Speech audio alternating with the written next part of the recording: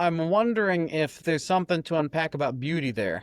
In the case of a parent with their child, it's through beauty that their child is going to be shaped into higher and higher levels of consciousness. So infants are very attracted to faces, and especially to their mother's face. But it's this basic attention that infants have towards their mother that is reciprocated by the mother too, who has attention towards the child, that is going to shape the consciousness of the child. Infants are just chaotic messes of emotion. It's not structured at all, but they have this basic love for their mother. They're attracted to the beauty of their mother, and conversely. Mm-hmm. And because the mother is able to order those emotions and reflect them, but more ordered than they were, then the child will progressively be molded. But this attention, this reciprocal attention of the lower towards the higher and the higher towards the lower, is necessary for the lower to reach into the higher. I think the example of the mother and the child is just a great one to understand the relationship between God and the world as well. You can see this in Dionysius, in the Divine Names, he talks about it, and Balthazar gives the example of the mother and the child to help people understand. God creates the world for the world to be distinct and united to him at the same time. And this is the same way that the mother wants her child to grow up to be like his own independent human being. And it's through the beauty of the parent that the child will be molded. If you just try to impose things on your child, it's not really going to work. You must present an attractive model. So God does the same thing. God attracts the world through beauty. So you have this story in the Old Testament, but it becomes most clearly exemplified in the story of the Incarnation, where God brings himself down to show us the pattern of reality and to show us how beautiful and attractive that pattern is. And because we're attracted to this, we are progressively transformed. And as you said earlier, talking about David Bentley Hart, there was an epochal shift in the self-sacrifice that God did on the cross that has reframed the way that we see things. In the same way that the child is brought into adulthood by the attention that they give towards the beauty that they see in their parent, we do the same towards Jesus on the cross, and it's slowly transforming all of creation.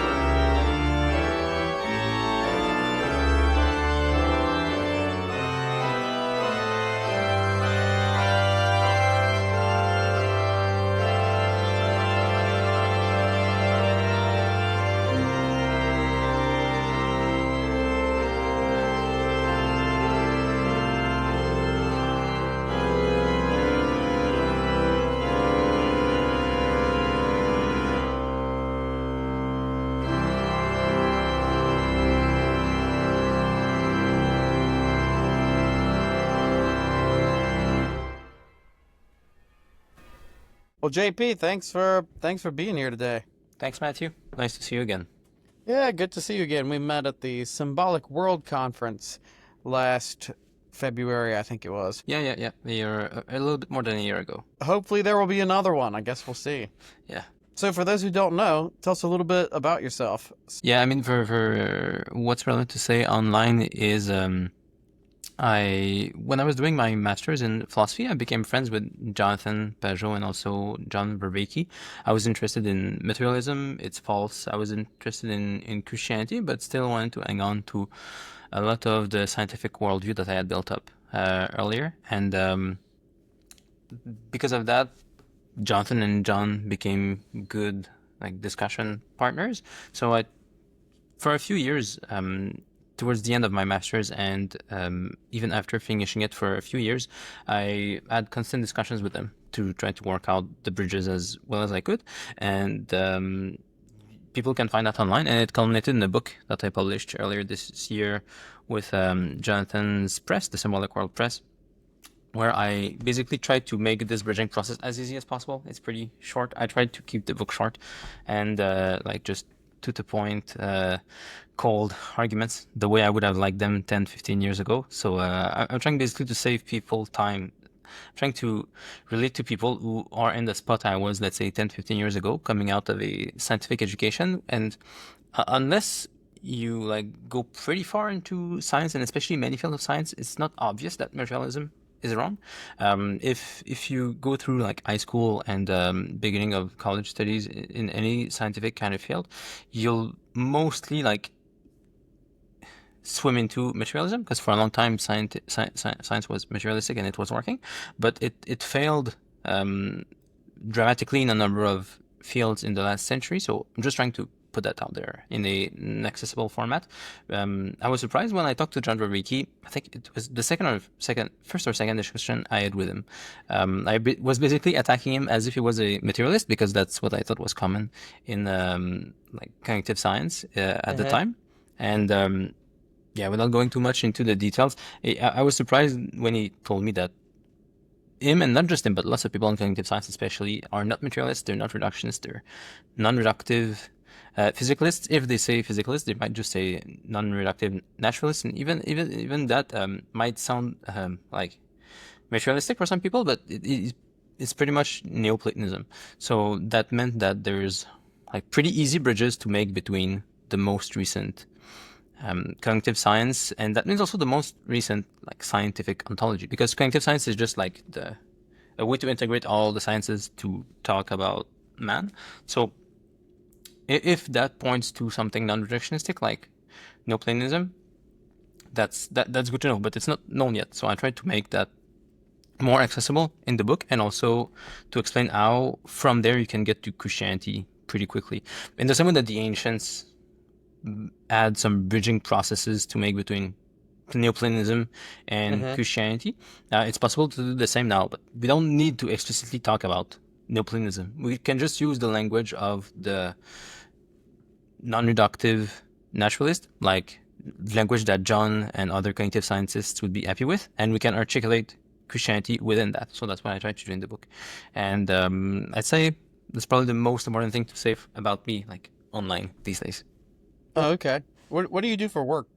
I work in the tech industry, so I write and I code. So I did my first degree in mathematics and computer science. It was super theoretical. I was mainly focused on mathematical logic and theoretical computer science, but still it gave me like a good degree I could use to get a job in the tech industry. And also like writing came like through philosophy. So at work I do both. I manage a team of people who write and code. So that's what I do on the day to day. And I'm lucky. I mean, I pay a lot of taxes for that, but in Canada we have very long paternity leaves. So whenever my wife and I have a child, then I get lots of time to work on other stuff, like this book, for instance. Yeah, that's great. It reminds me of Bernardo Castro, because I think he also has a degree in computer science and a degree in philosophy. Yeah, I did. I think in this case, he did both PhDs. Yes, PhDs in both computer science or electrical engineering. I'm not sure, and also in philosophy. Yeah, so it's not that uncommon, but he definitely went further than I did. So let me ask, just for those who may not know, if maybe we can define some of the terms. What do you mean by non-reductionist, for those who don't know? Yeah, so I mean, I'll start by talking about reductionism, and then I can explain what non-reductionism is. So, reductionism, there are many synonyms or things that are mostly synonymous. So, people can also talk about materialism or physicalism. It's the idea that you can understand bigger things by reducing them to smaller things, combinations of smaller things.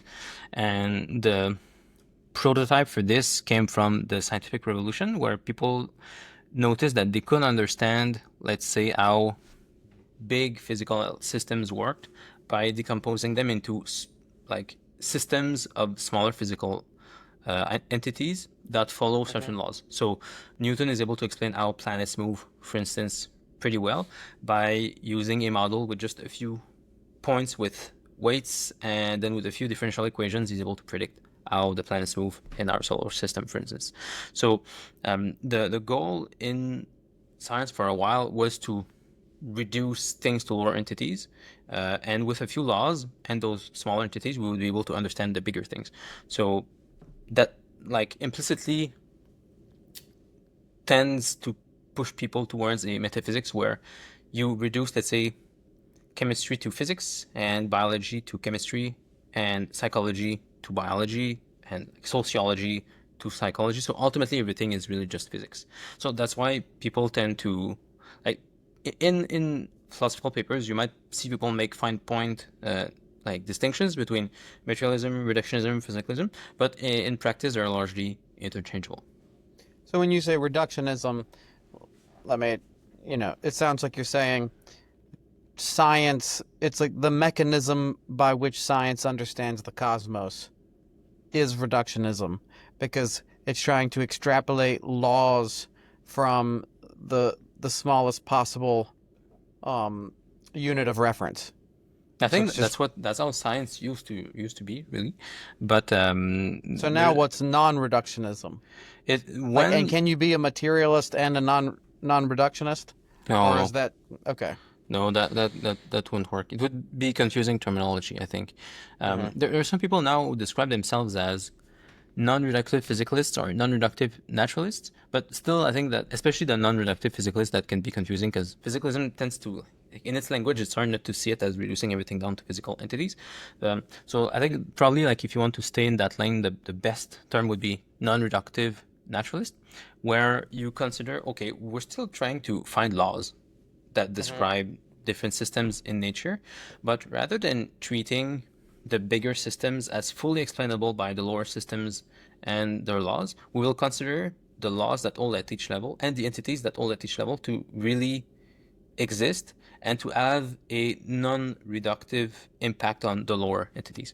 So one place where this has happened is in biology. So if someone is trying to understand a cell, for instance, it's actually not very useful to try to understand the cell just in terms of its molecular interactions. Like it's good, you can understand some things in the cells by considering how like this enzyme or this molecule like want to do this thing or that thing, and like if you put all of them together, you can explain some things.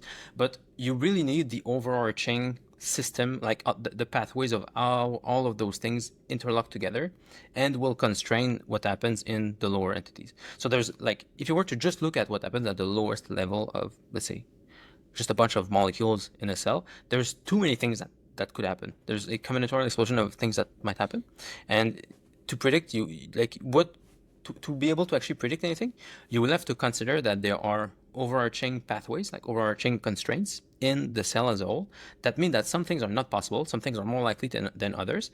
And with this model, this IR system, that you consider as not being reductive, then you can explain what happens in the lower layer. So one way to see it in general, not just for cells, but in general, is that the lower system generates possibilities. But if you just add this, you would just have like chaos. You wouldn't know how to predict things.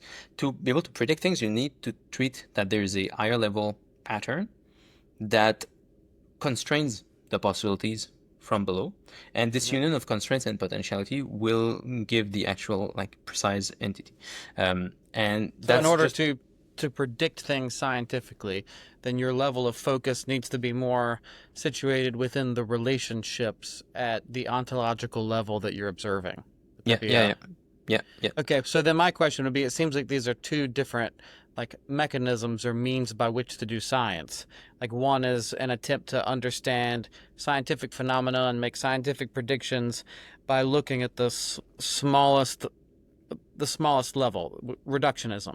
And then the other one is looking at the ontological level that you're looking at, so like humans interacting with humans rather than the parts of humans interacting, which would be non-reductionism. But it doesn't seem that either of them of necessity have to be a metaphysic.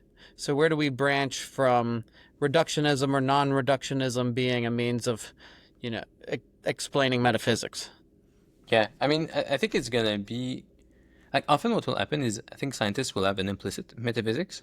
I think in the case of cognitive scientists, it's a bit more explicit because cognitive scientists tend to use philosophy as the overarching discipline that will assemble all the subdisciplines that they're studying. So how do you bridge between, let's say, how do you bridge between psychology, linguistics, neuroscience, and computer science? You're gonna need something higher, something of a more abstract nature. So you use philosophy. So I think it's like in some cases it's like the influence is pretty like direct both ways. If you read some of the, let's say, groundbreaking cognitive scientists from the past few decades, like Francisco Varela, like it's very philosophical. They're very aware of especially phenomenology, and also you can see people now quoting Aristotle and these kind of things. So, but it's true that for many scientists, they might not have an explicit metaphysic behind like the experiments that they're doing to explain bigger things in terms of smaller things, or explain bigger things at the level of the bigger things. But the bridge to a metaphysic, I think it tends to be implicit. There's going to be like a Okay. drive in a project. So in someone like let's say, if I listen to Richard Dawkins, let's say, it doesn't seem to want to have an explicit philosophy, at least the way that he's talking. But if you listen to him, it's clear that behind his thinking, there's a model that you should always explain the bigger things in terms of the smaller things. So Right. that will make him like discard certain metaphysical possibilities. He will say that some things are just not interesting for him, and basically what he finds not interesting is things that don't fit materialism. So I think naturally that will tend to happen. And conversely, if you're someone who considers that higher level entities exist and it's worth taking them at their level to be able to explain things, then even if you don't know it, you're essentially adhering to something like Plato or Aristotle, and you consider that forms exist at their level and that they constrain the entities that give them body, and that different layers in the ontology are real. So I don't know how many people doing non-reductive kind of science are like explicitly aware that they're in the classical philosophical tradition of non-reductionism, but that's what they're doing. Interesting. That seems to jive with what David Bentley Hart was saying in the experience of God being consciousness bliss. He points out that in order to do science, or at least a lot of science, you almost have to temporarily assume a reductionist metaphysic, but that was never meant to be an entire metaphysical landscape to explain the whole cosmos. It's functional reductionism. And so it was like a mistake of modernity in order to absorb that as its own metaphysic. Yeah, there's this explicit move in Galileo. There's a good book on it by a panpsychist called The Galileo's Error. It's by Philip Goff, where he goes over the story of how Galileo noticed that he could explain things physically with just math, and there seems to be no qualities there. Just like a few equations, and you can explain how balls roll down inclined planes, and there's no like color or texture or emotion. Like there's no quality there at all. It's just math, and that caused a puzzle. Like if you have this project of mathematizing the external world to predict it, are you just gonna drain the external world of all qualities? Then where do you put qualities in your ontology? So Galileo saw that this would be a philosophical problem for him, and he suggested that the whole material world is just math, like totally void of quality. But minds do have quality, and we sort of project or mediate quality onto the material world. And for him, this was a scientific hypothesis. But what ended up happening is that this hypothesis sort of leaked out of the lab and ended up just devouring many people's worldviews, and people didn't know that it came from an hypothesis. So when people started to reach some absurd conclusions, like there was a bunch of philosophers and neuroscientists in the 20th century who were trying to say that the human mind doesn't really exist. It's a kind of illusion. Like when we talk about having qualities, it's really just an illusion because the external world is void of qualities. So like if we were to look at a human body, we would also find no real quality there. It's really just math. So there must be some kind of evolutionary illusion that we have of being conscious that like favors our survival, but it's really just a useful illusion. So we're not really conscious. So like people start to reach this kind of conclusion, and rather than going back to Galileo's hypothesis and revising that, people tried to push for the materialism, but it was too ridiculous. It just failed. Not a lot of people take that seriously, and not just in philosophy, but like in general, it's very to hold that position. How much is this reductionist materialism contingent upon nominalism? I think Because it seems to me like without nominalism, you almost couldn't have it. But maybe you could, because if it's just a byproduct of, assuming a priori the scientific method, then maybe you could still get there. But I'm not sure if you could. I'm not sure how you could get there without nominalism. I think what has happened too is the other way around, where I don't know that nominalism would have stuck around for a long time without something like science. Like if we without something like materialistic science, like if we hadn't found like coherence in physical nature at the like lowest layers, if we hadn't found that, I don't think we could have kept the nominalist idea that all of the higher level patterns are illusions or like useful fictions. Like if we really thought like a nominalist that everything is just a useful, it's actually kind of incoherent. Like if you're really a nominalist, you have to say that.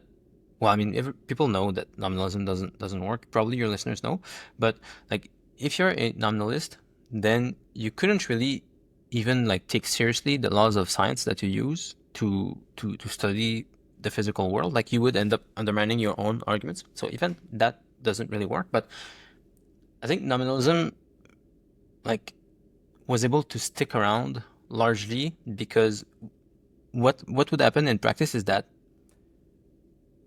it was easy for materialists to say that everything at the higher level is just an illusion, a useful fiction, is just language that we impose on things. And what really exists is math and the lowest levels of matter, like particles and a few laws, and that's it. Everything else is just like a useful fiction on top of it.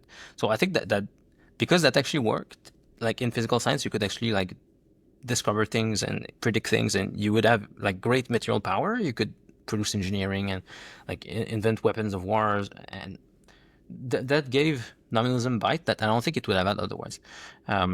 And then for the other question, could materialism have arisen without something like nominalism? I'm not sure. Like there were some of the Greek thinkers who wanted to propose something like reductionism. It didn't work out that well though. I wonder if. No, I wonder because to really get materialism working, you need to find you need to think that your most reliable access to reality is at the lowest layer. Is like physical laws and particles. Like you must think that math, like for lower stuff, is what gives you your best access to reality. And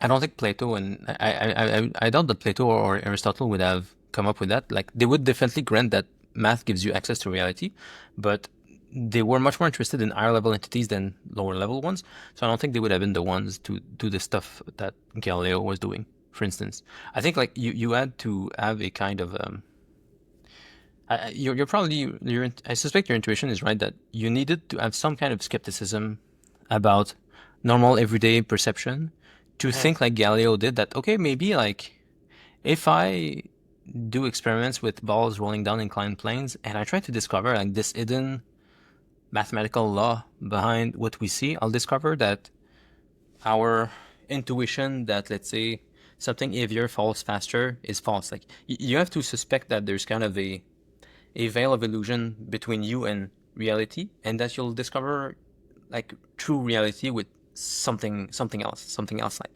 like math and some hidden presupposition. There's a kind of built-in. You might need a kind of skepticism about normal everyday human experience to be able to develop something like materialism that actually works with certain laws. That would seem to be the same type of skepticism inherent in like Kant's transcendental idealism, right? I mean, wouldn't that sort of presuppose nominalism as well? I don't know. Can you expand on that?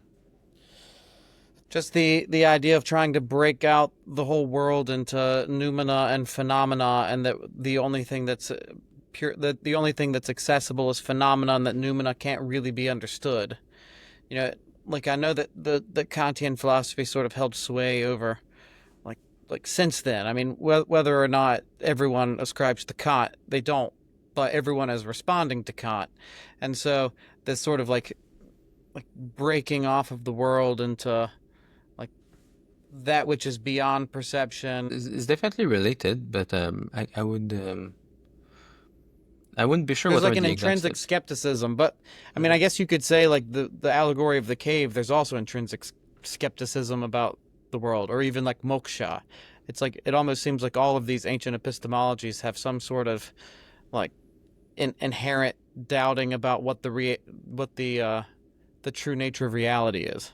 Yeah, I think maybe the difference is like the ancients thought that obviously the way you would find the source of patterns would be something higher, like the sun in Plato's cave. Like it wouldn't have occurred to the ancients, I think, I mean, except there were some materialists, but it wouldn't have occurred to most ancients that the way you would get out of the cave is by like studying the physics inside the cave.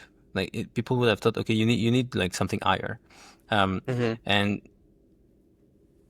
about Kant. I mean, because there is built-in skepticism with Kant. Kant says that I think he was woken up from his dogmatic slumber by Hume, I believe, which is tied up to nominalism and materialism through Galileo and the scientific revolution, and also Newton. Like Kant and Hume are sort of responding to the fact that, okay, it seems like we don't have reliable access to reality through normal sense experience. Our best access to reality is math and physics.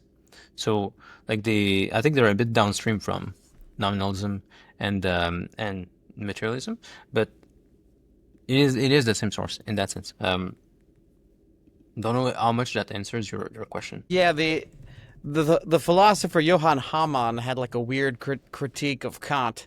I mean, can I read you a few sentences or something? Yeah. So for Hamann, the very concept of a pure reason, so Kant's critique of pure reason, is a false premise because for language, there is only reason within a tradition of interpretation. And it was Kant's very blindness to the central importance of language that allowed him the misfortune of using language to dupe himself. So for Hamann to claim that anything is a priori and thus transcendental and isolated from the senses is to invoke empty forms and to ignore that such dialectical oppositions are intrinsically reconciled within the miracle of language itself. And so as Betts writes, in other words, like a good magician, Kant makes things disappear. He brings the phenomenal world to a transcendental vanishing point that is the object of thought alone, a pure transcendental pneuma equals X. And Hamann then wrote to Herder, he, Kant, was very intimate with me, despite the fact the last time I made him a bit bemused by approving of his critique, but rejecting the mysticism contained in it. He had no idea how I got to be a mystic. Have you read The Master and His Emissary by McGilchrist? I started listening to it. It is a very long audiobook, and I was listening to it while I was practicing the organ, and I was like, this is gonna... This can't be that far in the back of my mind listening, you know? Yeah. I can listen to a Joe Rogan podcast and, you know, pick up something interesting if he's talking to somebody interesting, but I can't. If it's super heady stuff, I need to be doing something really menial, like mowing the yard or something. Yeah, because there's a section in the book where he talks about Kant and Descartes, and I haven't been able to take them seriously since I read that part of McGilchrist's book, because he really, basically what he's doing is, like, from a psychiatrist standpoint, pretty much diagnosing them with some kind of like borderline schizophrenia. Like they're so detached from them, like their own bodies and normal everyday human experience, that of course their philosophies are going to be super detached from reality. And you can get there by not only looking at their philosophy, but also how they spoke about regular, like normal experience, how they talked about their bodies, how they talked about marriage, how they talked about like digestion. Like they saw like the world as like abstract machines. And it's like, especially when you pull out the quotes, it gets a bit ridiculous. And it's interesting, like how far they went towards that extreme, and yet were still taken seriously by philosophy. I guess they like managed to exemplify the zeitgeist, like how the intellectuals thought at the time. It's just that they pushed it to a ridiculous level, and I think especially today, with hindsight and being able to look at their psychology, it's just very hard to take them seriously. I think it was the sort of Enlightenment attempt to be able to explain away everything. So, like, you know, including every thought process, this sort of over-categorization of everything. Yeah, and they ended up detaching. one way to see it is that by mathematizing the world and having some success, like in physical science, we ended up like hastily using or applying that kind of thought to everything, including ourselves. And then what we end up doing is thinking of ourselves as just machines. And when you look at Descartes and Kant, that's how they talk about themselves. And it makes them blind to all kinds of aspects of reality that are not reducible to just that.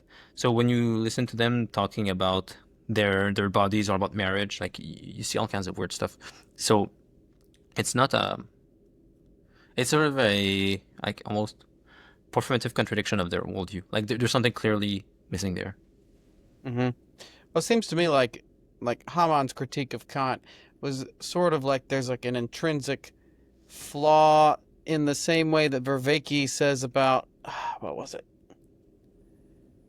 About talking about trying to explain away consciousness. You have a framing problem because you can only speak from a conscious experience. So trying to explain away reality with the way that Kant uses language is sort of the same performative contradiction. Yeah, I mean, it's the kind of argument that you can see going back to Plato. Like in Plato, people think often what happens is it's the same pattern. Someone tries to reduce something to something lower. So, for instance, people try to reduce rationality to something that's not rational, or they try to reduce love to something that's lower, emotional, or whatever. And systematically, what Plato does through Socrates is show contradictions in there, and people end up tying themselves in the kinds of nuts that you're alluding to. Like if you try to reduce reason to something non-rational, what you can do if you just look enough is you'll find something that's doing the rational work there, really. So in the case of Haman's critique of Kant, I'm gathering that it's like language that's doing the work there, and Kant doesn't acknowledge it. So he's sort of squeezing in something that does the work of rationality to undermine rationality. Mm-hmm. Sure. Going back to some of the definitions, just for people who don't understand. So we've kind of covered reductionism and non-reductionism. And I really don't know, and sometimes I get confused when I'm reading some of this literature.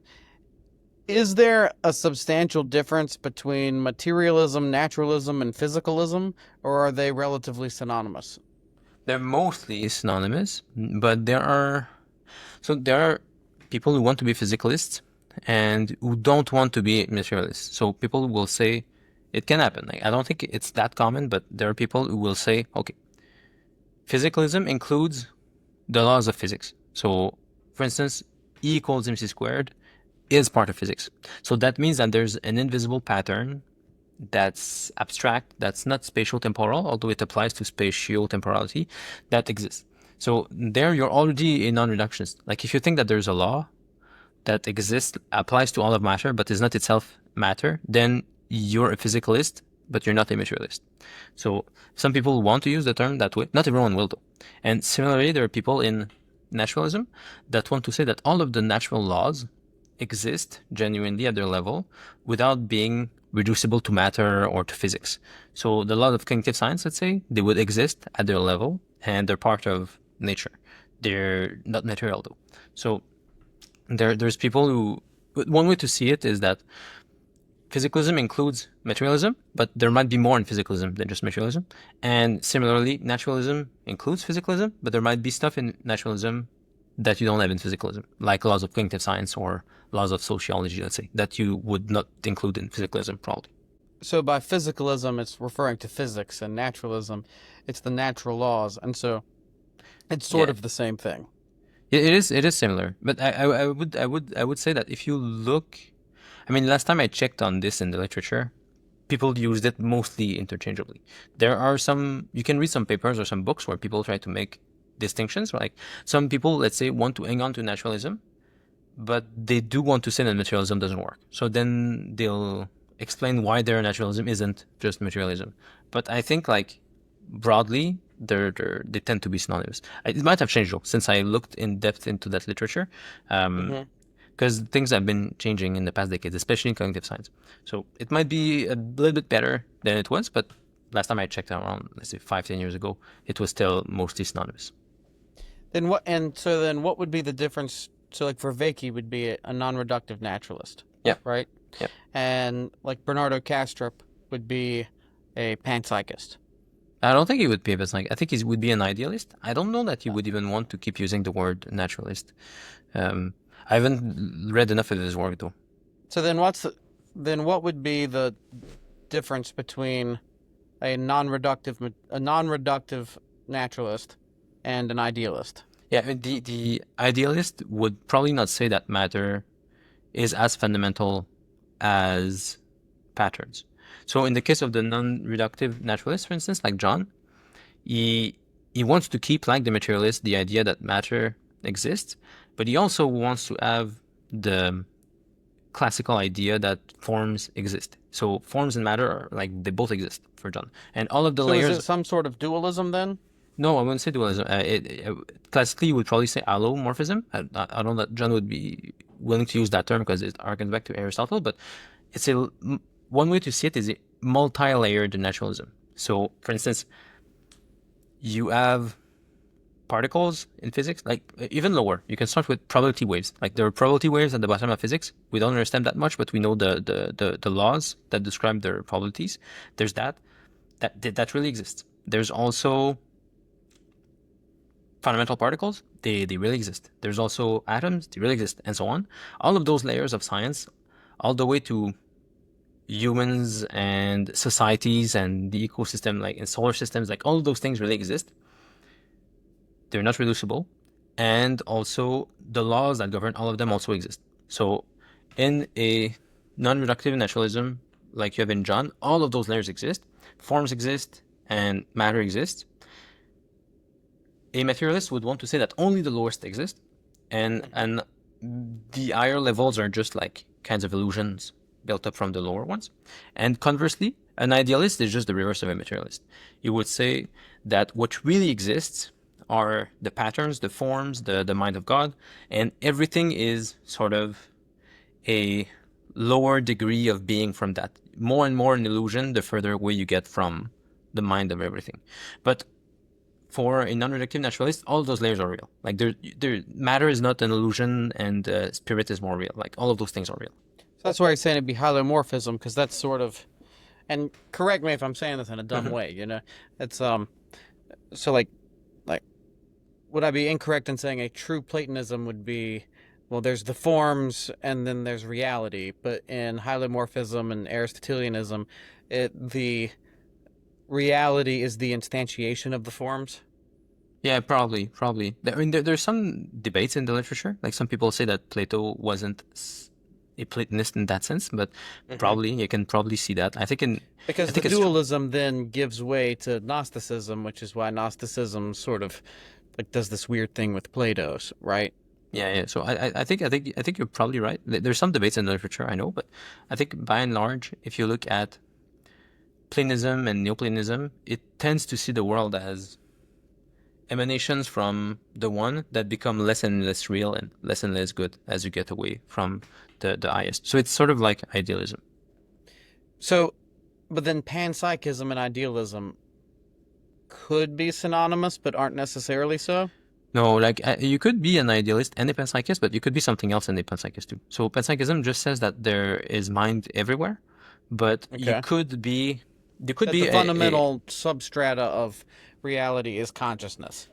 I don't even know that you would need to say fundamental. It could just be that it's everywhere. So, for instance, you could be a hylomorphist who is also a panpsychist. You could say that every time you have a union of matter and form, you have consciousness, and that would make you a panpsychist. But you don't need to be a panpsychist to be a hylomorphist. You could say that you need some kinds of forms that are specific. Maybe, I don't know, animals and humans for there to be consciousness. So panpsychism and hylomorphism can like intersect, but you can also be a hylomorphist without being a panpsychist, and conversely, you could be a panpsychist without being a hylomorphist. You could be a panpsychist reductionist too. You could like say that really the fundamental particles are conscious, and they can sometimes combine into entities that are conscious and sometimes not, and really, to explain everything, we would just need to know the smaller consciousnesses and find laws that explain how they combine. So you could be a panpsychist materialist. You could be, yeah. Okay. It would be kind of a confusing way to describe it, but I see what you mean. You could be. And Castrop, I think he calls himself what, an objective idealist or something like that. Something like that. Definitely an idealist, but I'm not sure what qualification he puts there. Okay, I didn't know if he would also be considered panpsychist or not. I would doubt it, because I think he wants to see like matter as like parts. Well, maybe like as dissociations from mind. Maybe I guess maybe you could. I don't know. Because I don't know. I just listened to this long debate between him and Vervaeke. Mhm. Well, it's like a two-part debate, Yeah. While mowing the yard, and it it seemed to be that he was arguing that that everything is mind. Yeah. Which I would think would be panpsychism, Yeah, that would probably right? Like qualify. Yeah. I mean, you're saying that like it would it's probably sort of a qualify. monism, but the monism is mind. Yeah, that would probably qualify. So then, sorry to just ask all of these categorical It's fine. questions, It's but fine. this helps. I'm hoping this will help other people too, because it gets confusing.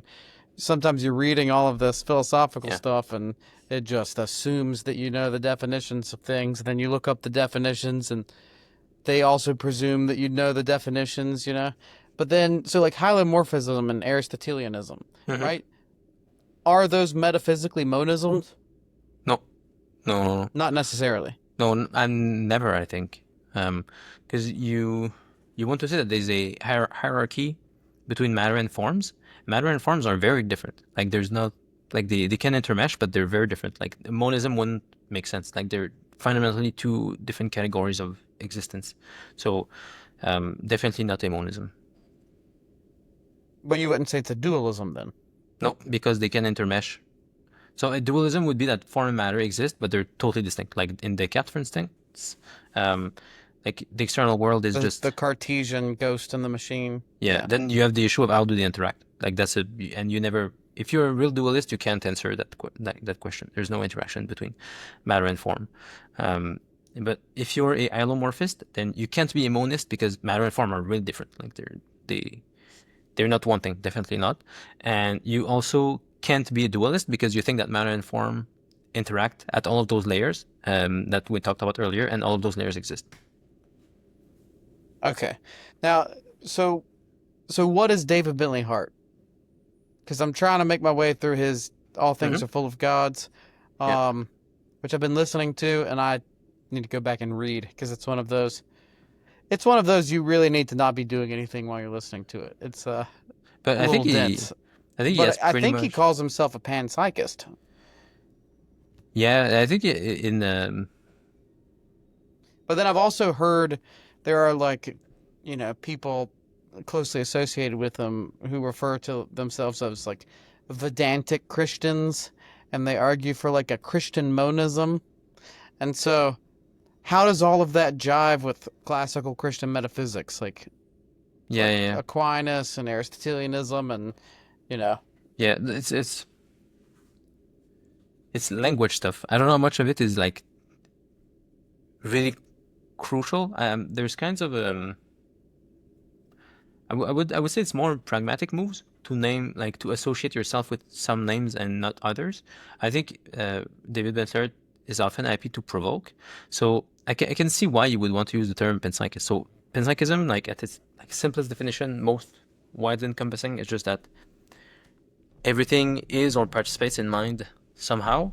So like if you take this, you could say that everything participates in the mind of God. Everything participates in the forms that are in the mind of God. You could say that, but it's So it's like like a metaphysical adjective, but it's not necessarily a metaphysic.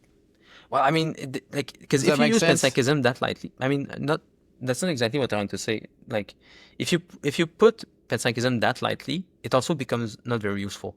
Like I think it's fair to keep panpsychism more closely associated to the dominant stream of panpsychism, which is people coming out of materialism who just want to stay as close as possible to materialism, but they want to put mind into that materialism.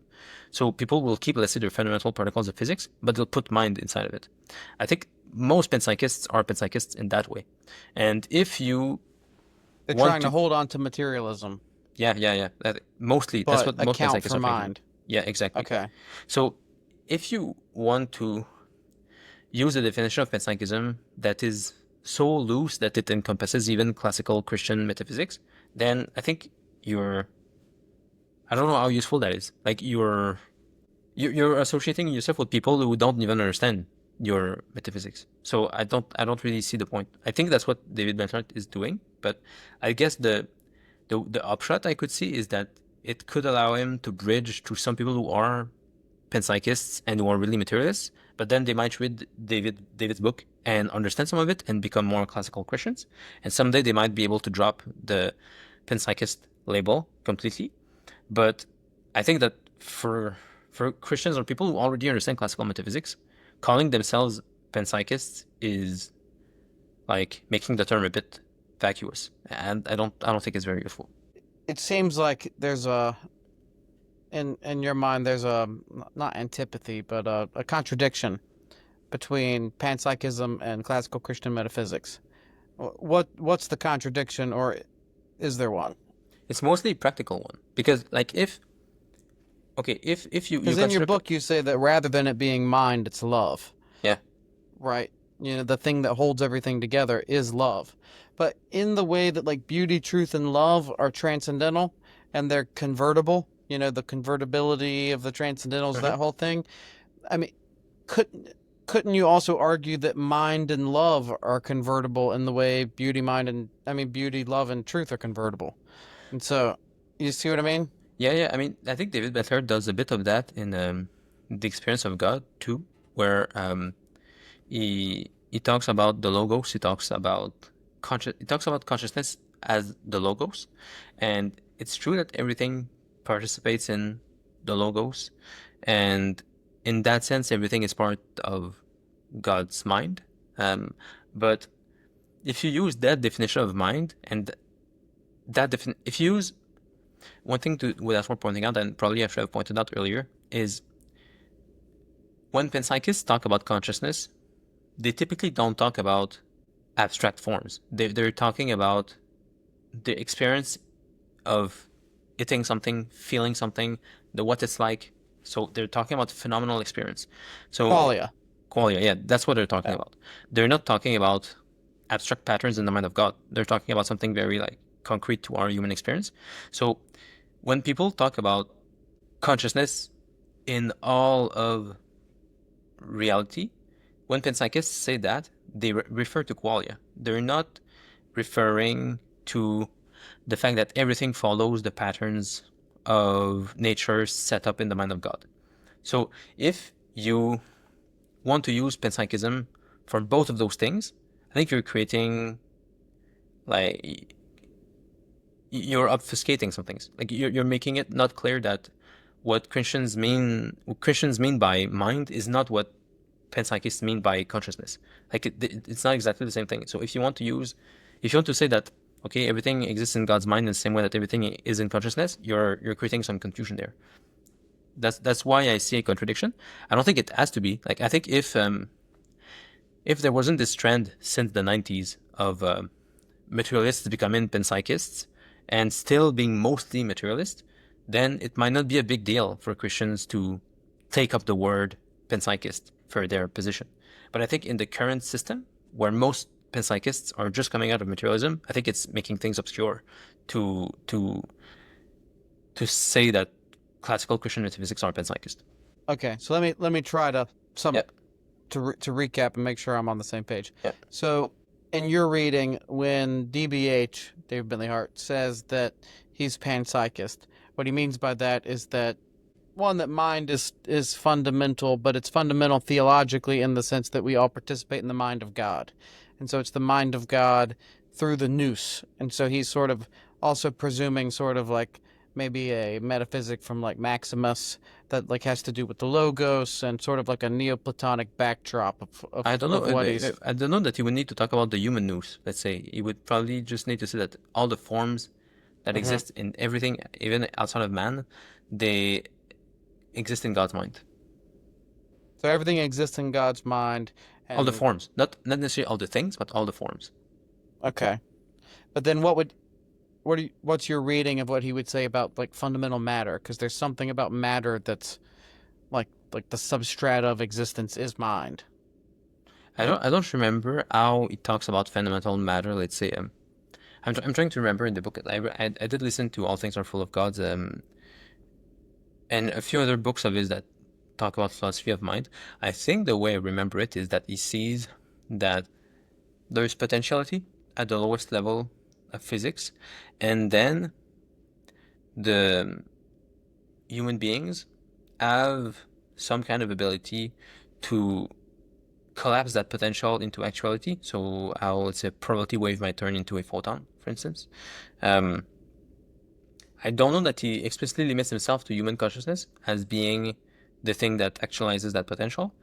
So I don't remember. I would need to check. I don't remember him being explicit, but Because there seems something Aristotelian about what he says as well. Because at one point, it seems like he's super arguing for like final cause, for yeah, teleology, you know, and formal and final causes, which is totally Aristotelian thing.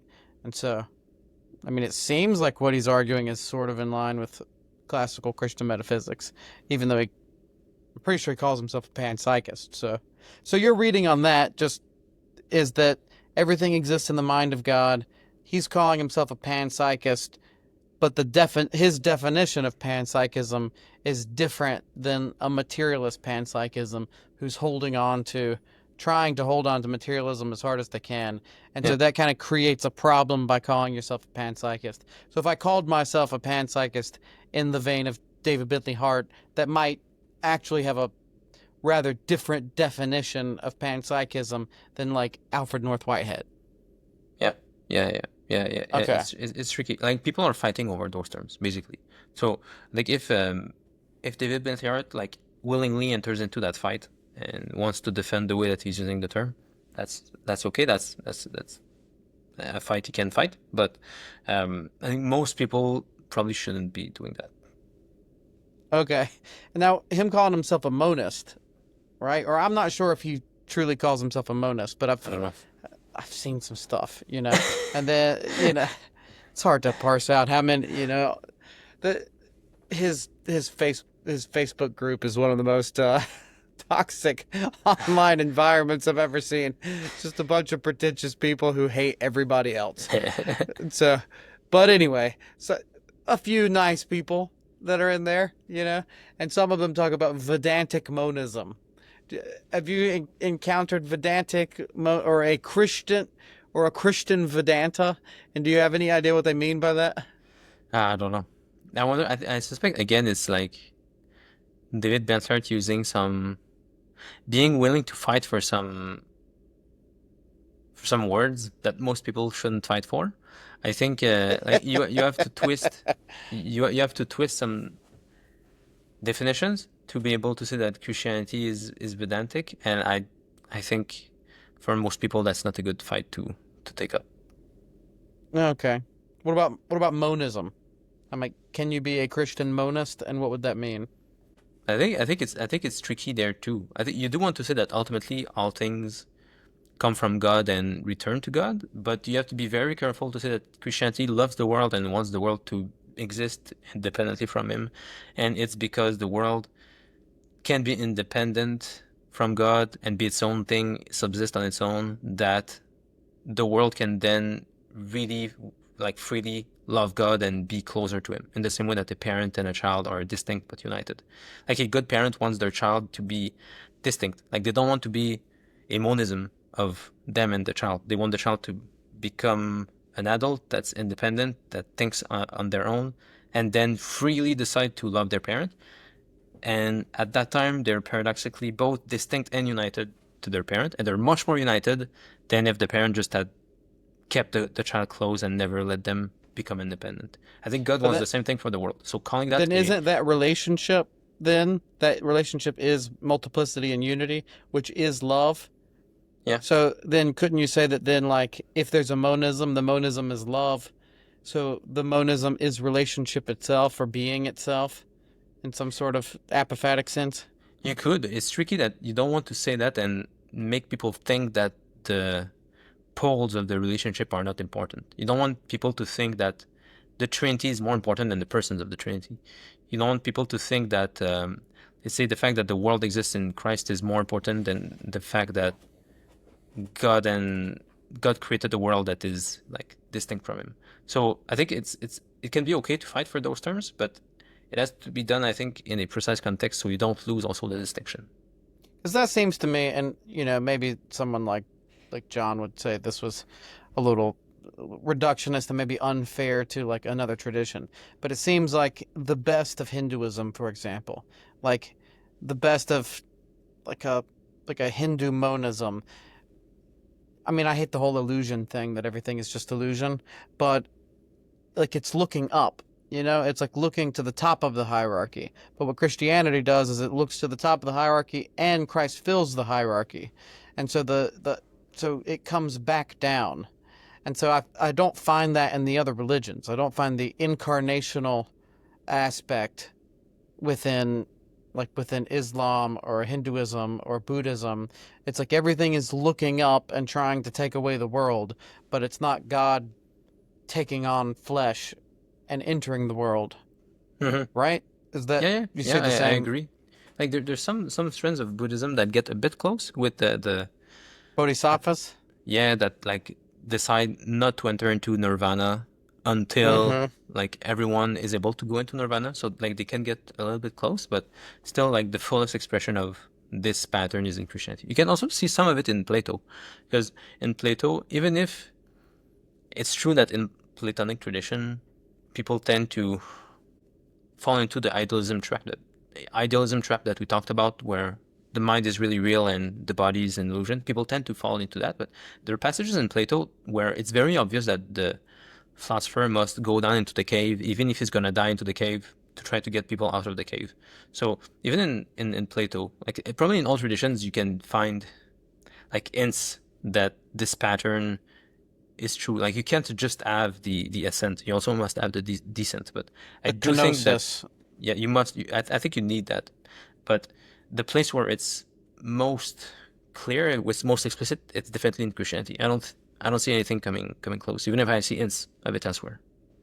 It's interesting, the Theories of Everything YouTube channel, where I was listening to that interesting debate between Vervaeke and Castro, also somehow got a great interview with David Bentley Hart, which I thought was probably the best interview of him out there.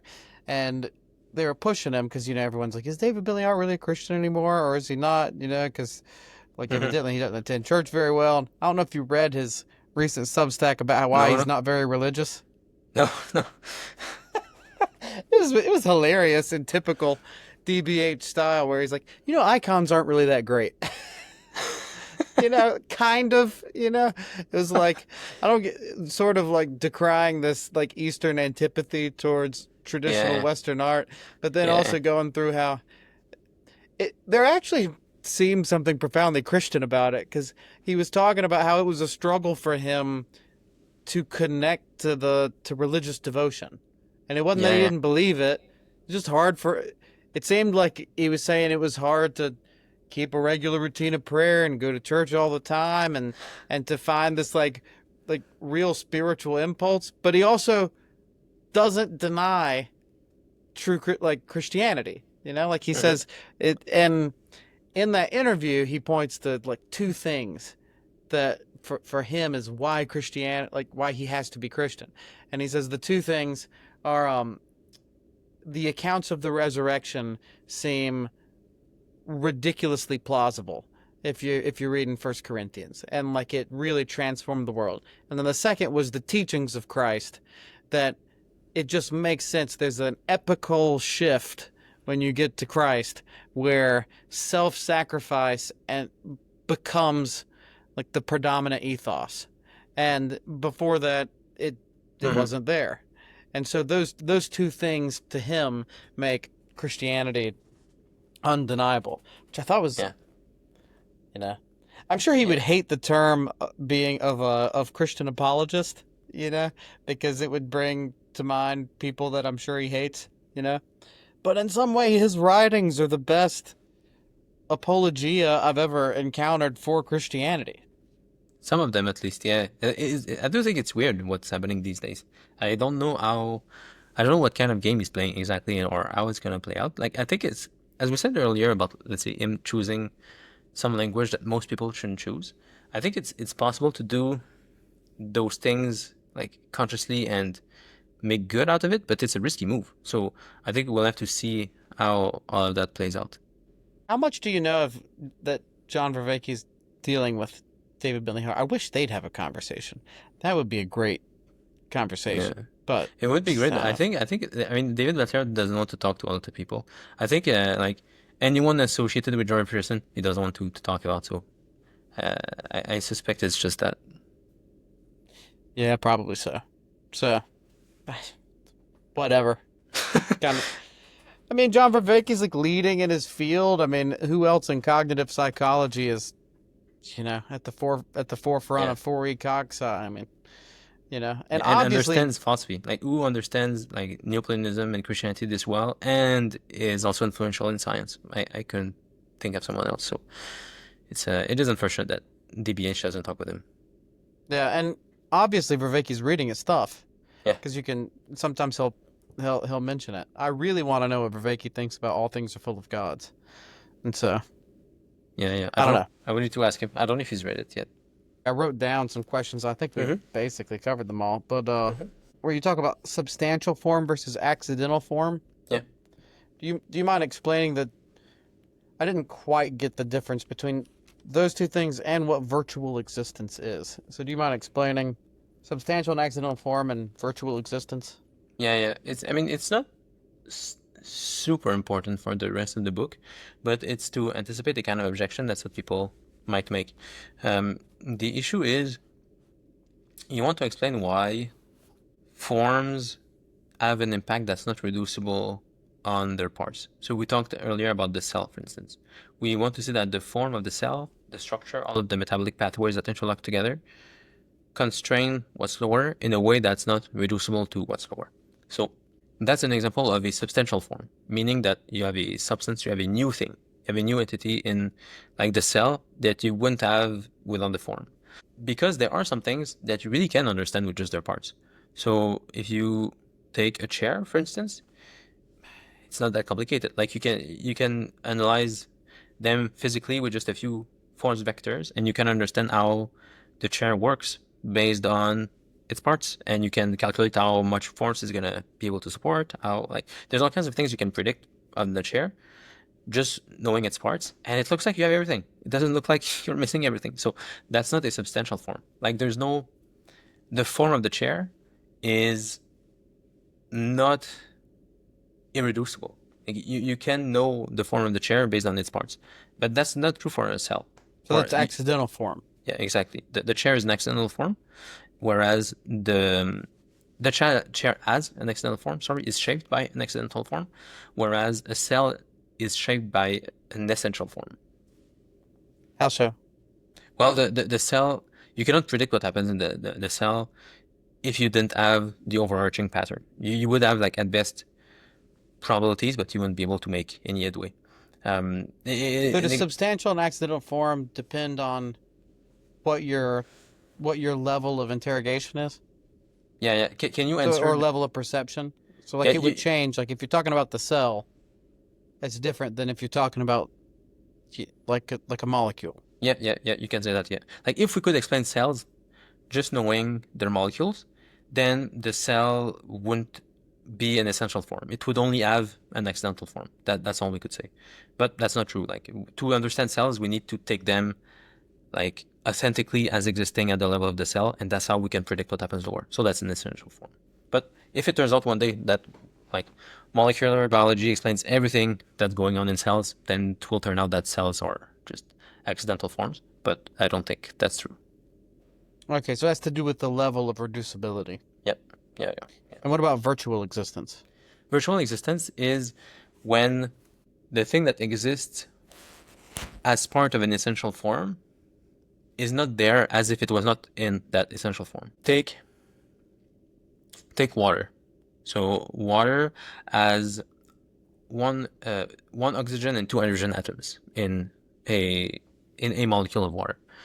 If you take a cup of water in liquid form, the form of water is informing the atoms there. Like you won't Actually, there will be some loose hydrogen and oxygen atoms in the glass, but they're constrained overall. Overall, the oxygen and hydrogen atoms are constrained by the form of water. So the water will be drinkable, it's liquid, and it has all kinds of chemical properties you can know that are specific to water. Inside the water, if the water lost its water form, you would just have oxygen and hydrogen gases. So you're starting to get something very different. You would have two gases at room temperature that are invisible, that one of them has the property of exploding if you put it in contact with, like hydrogen will explode if you put it in contact with oxygen. Oxygen will make things oxide, like will make things rust. So they have properties that are very different from water at room temperature. So what happens to the form of hydrogen and oxygen when the atoms are arranged in a molecule of water, for instance? The form is present virtually. It's not fully there. Like the behavior of hydrogen to be a flammable gas, you don't see it. So that means that the form of hydrogen is not there as it would be outside the form of water that's constraining oxygen and hydrogen into a liquid. So that means the form is there virtually. It's not totally not there. It's not that it's totally absent, but it's virtual. So the virtual existence of hydrogen exactly in a molecule of water. Yeah. And to go back to the chair, like you wouldn't say that let's say the leg of the chair is virtual in the chair. Like it's just there. Like the form of the chair is there. It's not you don't need to say that the form of the chair non-reducibly explains the chair, and you will need to get rid of that form to be able to get back to the form of the leg. No, the leg is just there. So in an accidental form, you don't say that the lower forms exist virtually. They just exist. But in a substantial form, the lower forms exist just virtually. But as I said, it's like this is important to mention in the book, mostly to avoid reductionist objections. But most people don't really need to know that to follow the rest of the book. No, it's just helpful terminologically. I don't know if we ever got to or maybe we did. I was asking if love and psyche could be convertible, and I think you were saying it's like how you take the terms. Then maybe. Yeah, exactly. Exactly. Yeah, exactly. Okay.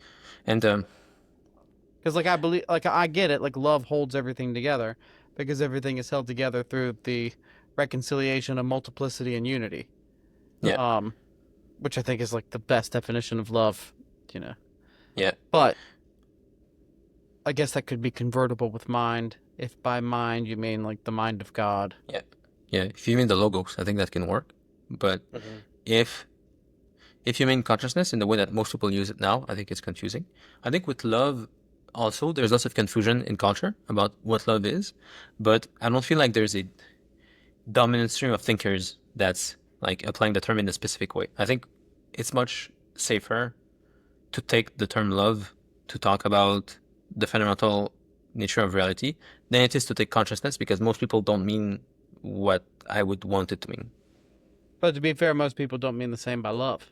Yeah, but there's no like I was not clear in the last thing that I said, but the thing that helps with love is that there's no like group of academic thinkers I see what you mean.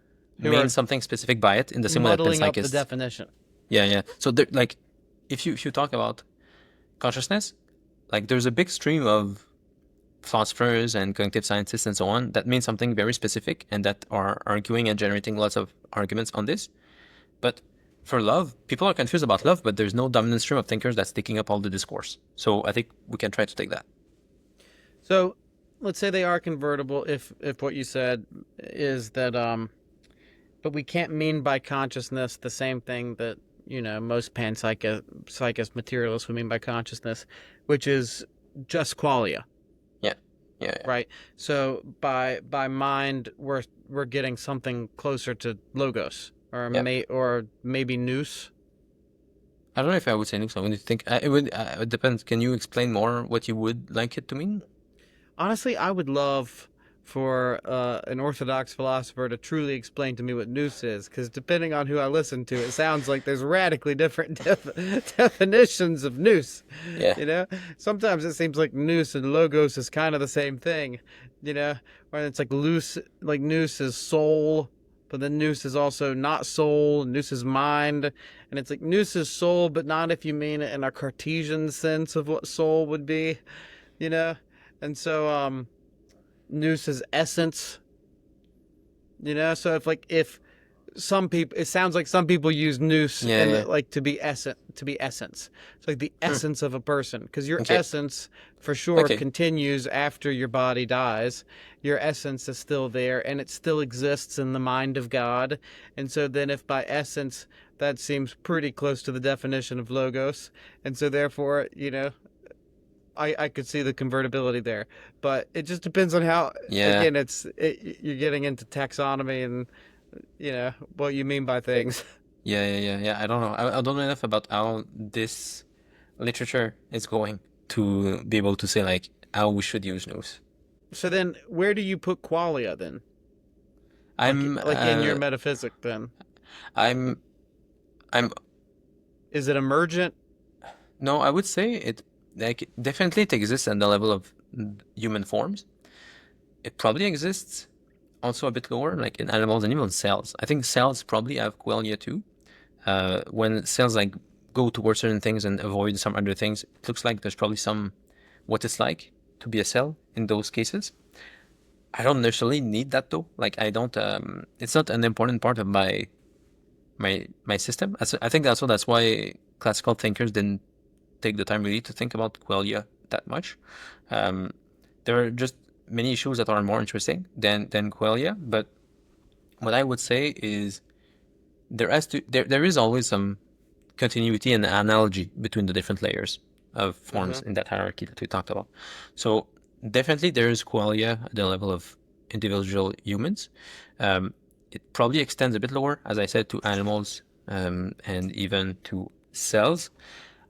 Maybe not all cells. Like it could be that animal cells, yes, but not vegetable cells, because vegetative cells seem very inert. So like they Well, might we not obviously think there's a difference between the conscious experience of like, you know, it's like why some people won't eat, won't eat mammals, but they'll eat fish. Yeah. So there must be some difference there, and I don't know.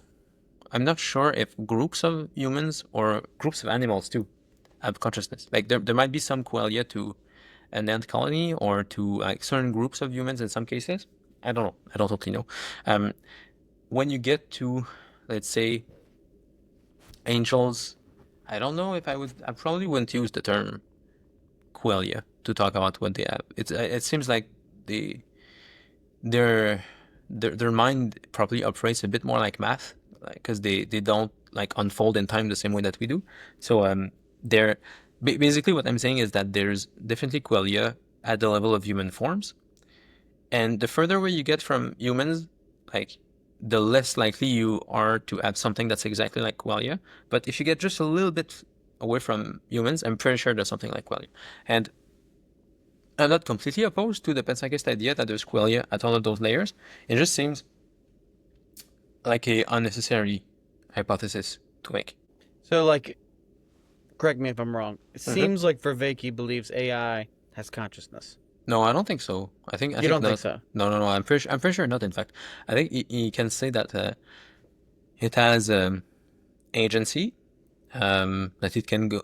I don't remember the exact definition of agency. I should look it up. I'm pretty sure he's willing to say that it has agency, like it can organize its resources to go towards some goal. But for consciousness, there's like a few criteria that we seem to have that don't seem to apply. So, for instance, like there's a bunch of processing that we do that is not conscious. So like there seems to be like some specific kind of network configurations in the human brain for it to be associated with consciousness, and it's not trivial. For instance, there's a lot of neurons in our brainstem. I don't remember the word in English, but like at the back of the mind, the parts that are responsible for like balance and walking and like movement. It's very, very dense in neurons, but those neurons are like pretty much just feed forward. There's no like complex relationships between them, and they don't seem to be conscious at all.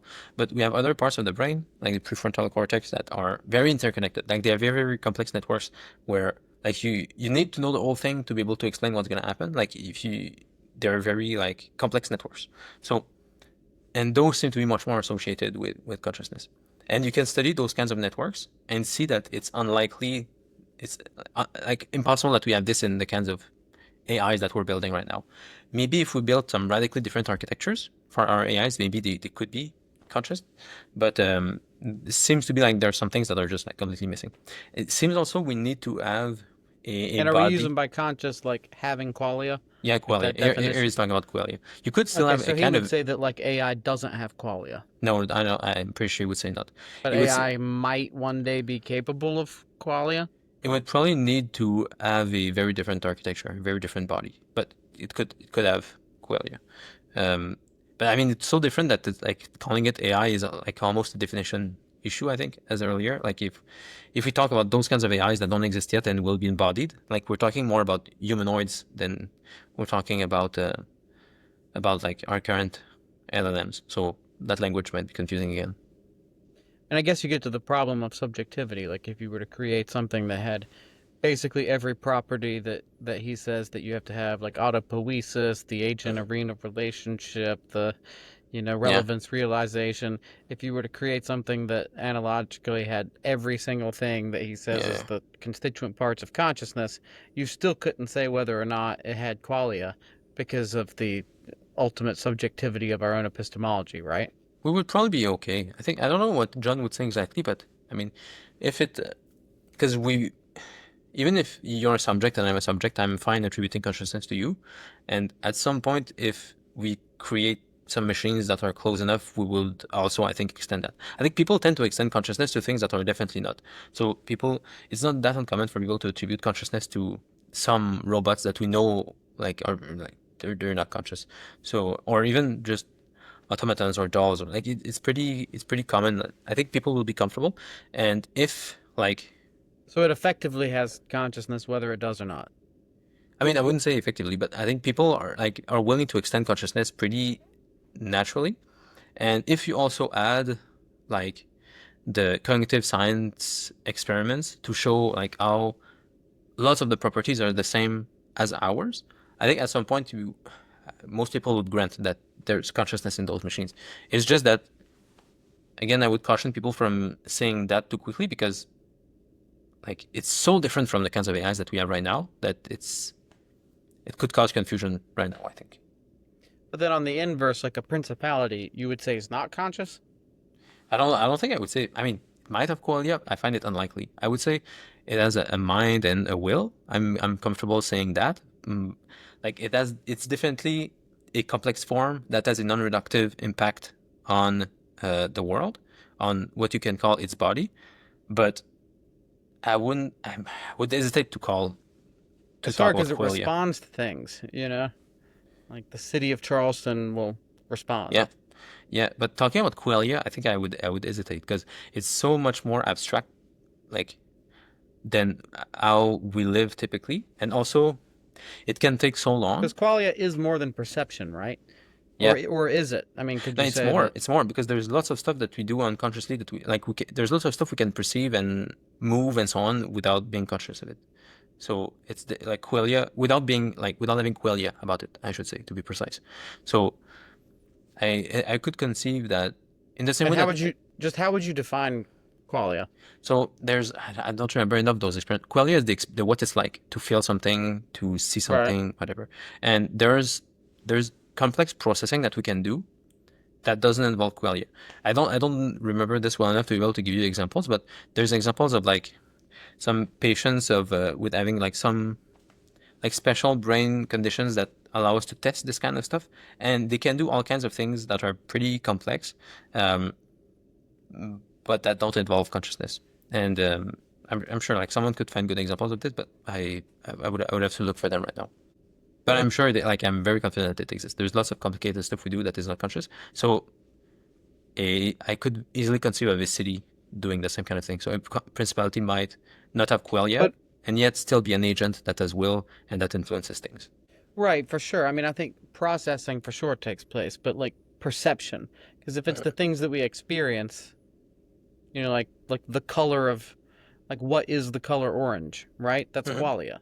It's like the orangeness Yeah. of orange is qualia. Yeah. That I don't know how to say that's different than perception. Well, perception means, I mean, to me, You see what I mean? perception is detecting something enough to interact with it towards some goal. So there Okay. are, so for instance, I think this is a thing where like if you see a snake, you will, if there's a if there's a snake in front of you, you will actually like physically react away from the snake before the signal even reaches like the conscious part of your brain. Like there's some very basic processing like deep in your like reptilian brain that's gonna make Sure. you move away from the snake. So you detect the snake and you move away from the snake before you have qualia about the snake. So like I think that's a kind of perception. It's not a qualitative kind of perception, but I would still want to call that perception. Okay. So there's just different categories of perception. Yeah, I think qualia have a specific role. I definitely think they exist. They're doing something. They exist at the human level and most likely the animal and even cellular level. But So not all perception is qualia, but all qualia is perception. probably, I would struggle to think of a, maybe not. Or Maybe not, maybe you it's know, not perception, but like we perceive qualia. through qualia at least. We'd have to get precise on what you want to mean by perception. But like in what I'm meaning, it's like at least Because detecting that's something hard enough too, to react to it. because like the orangeness of orange, right? I mean, I guess you could make some psychological um like definition of why the orangeness of orange is the way it is, that it's you know, like evolutionary psychology.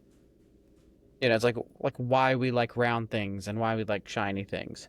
You know, and that there's like some evolutionary like definition that's like driving why we perceive the orangeness of orange, Yeah, so that it has some sort of utilitarian function.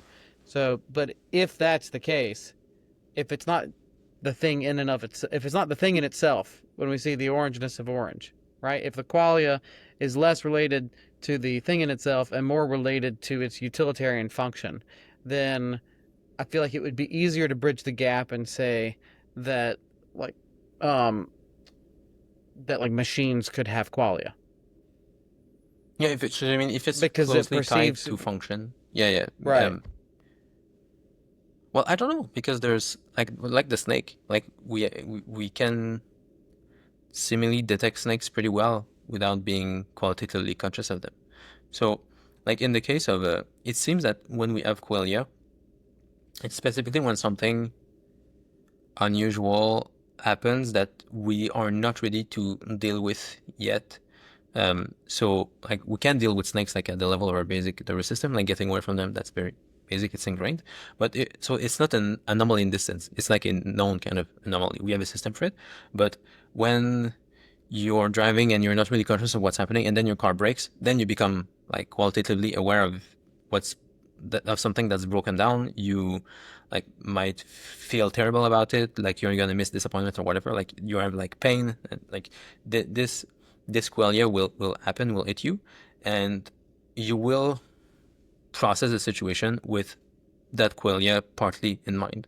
And I'm not sure exactly what role the qualia plays, but at the intersection of our soul, our form, the human form is the soul classically, and like there's qualia that happens in this interaction between our bodies and our soul, but for more complex things. So it seems like our body itself is able to deal with like snakes, for instance, like at the very lower, from lower level forms that primates share in general, we can deal with snakes. But Or automated.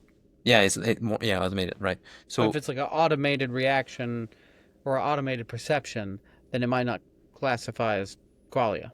yeah, it seems like it. Like it seems qualia seems to be more associated with things that are like more unusual and remarkable in that necessitate more like higher level involvement, I would say, necessitate like the human form.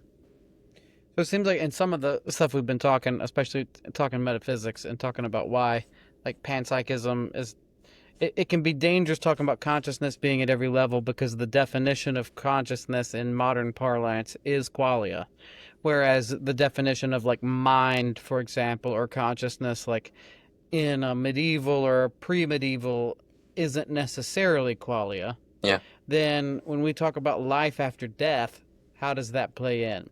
Because I think most people then ask the question, do we have qualia after death? Unless I'm Yeah. misunderstanding it. It seems like the question of like what my continued existence is, like, is there I don't know if consciousness that's what after people. death? Yeah. And if there's consciousness after death, then we probably mean that by qualia. And so, Yes.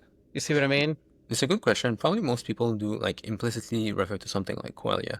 Like if we, because I mean, if you look at, like, I think Aristotle and most Christian thinkers would say that, okay, after death, there's something of the soul that keeps existing because there's parts of us that are not material. We can do abstract math, let's say, and abstract mathematical patterns are not spatial temporal. Like the Pythagorean theorem is true regardless of the existence of a physical universe. So the fact that we can commune with those forms means that we're not just material. So there's a part of us that will remain after physical death. But the kind of existence that we have without our bodies will be much more like math, I think.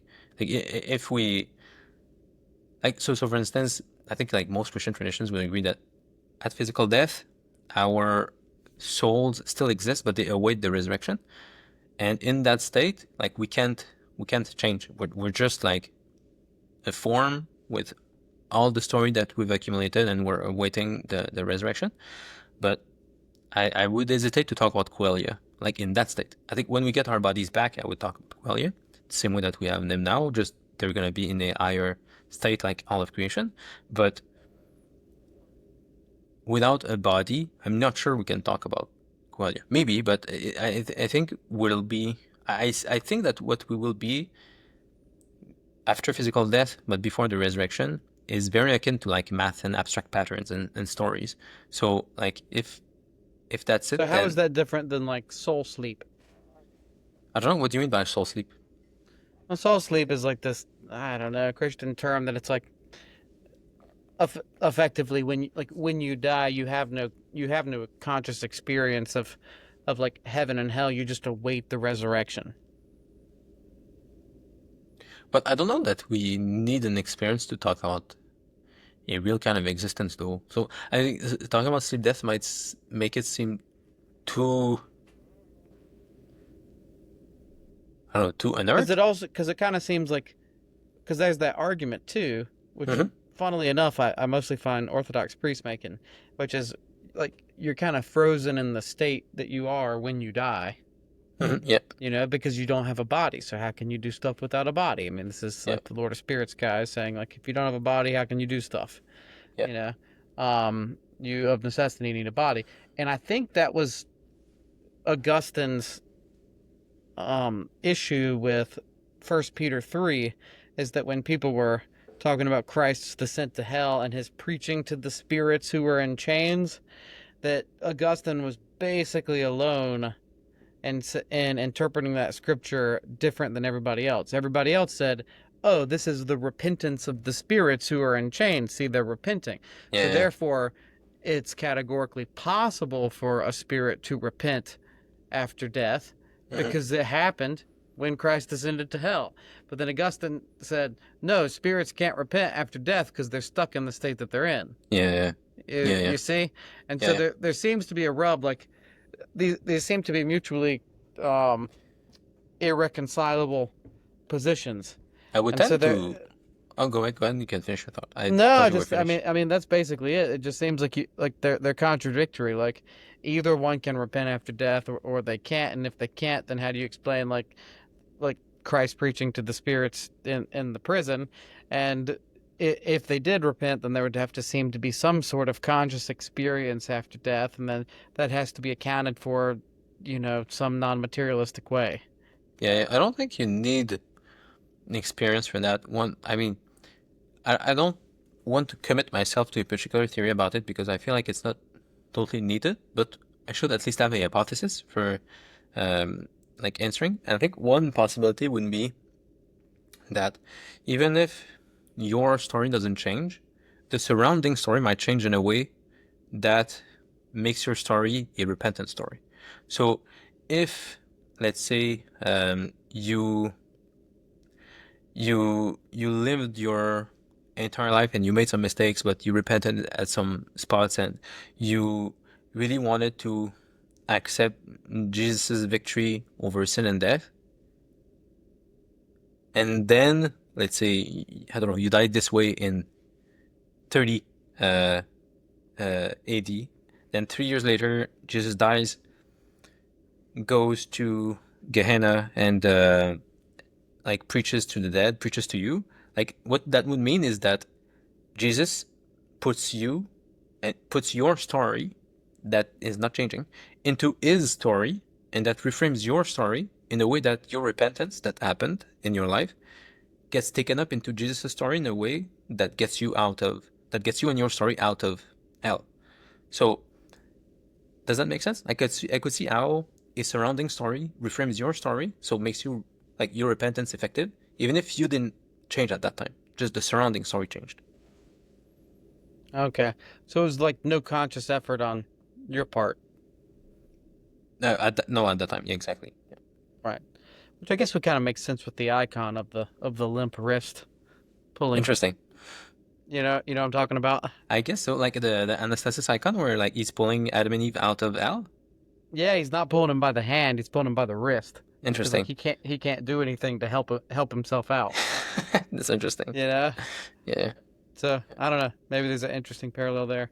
But there does also seem to be like all these accounts, like, you know, like Seraphim Rose talking about after death. You know, and you know, God forbid we talk about the toll booths. You know what I mean? Yeah, yeah, yeah. But there seems to be something that would seem to be qualia, you know, or even like the experience of ghosts. So like, how would you go like hmm like in this metaphysic? Then what is a ghost? I don't know. I mean, I think ghost would be.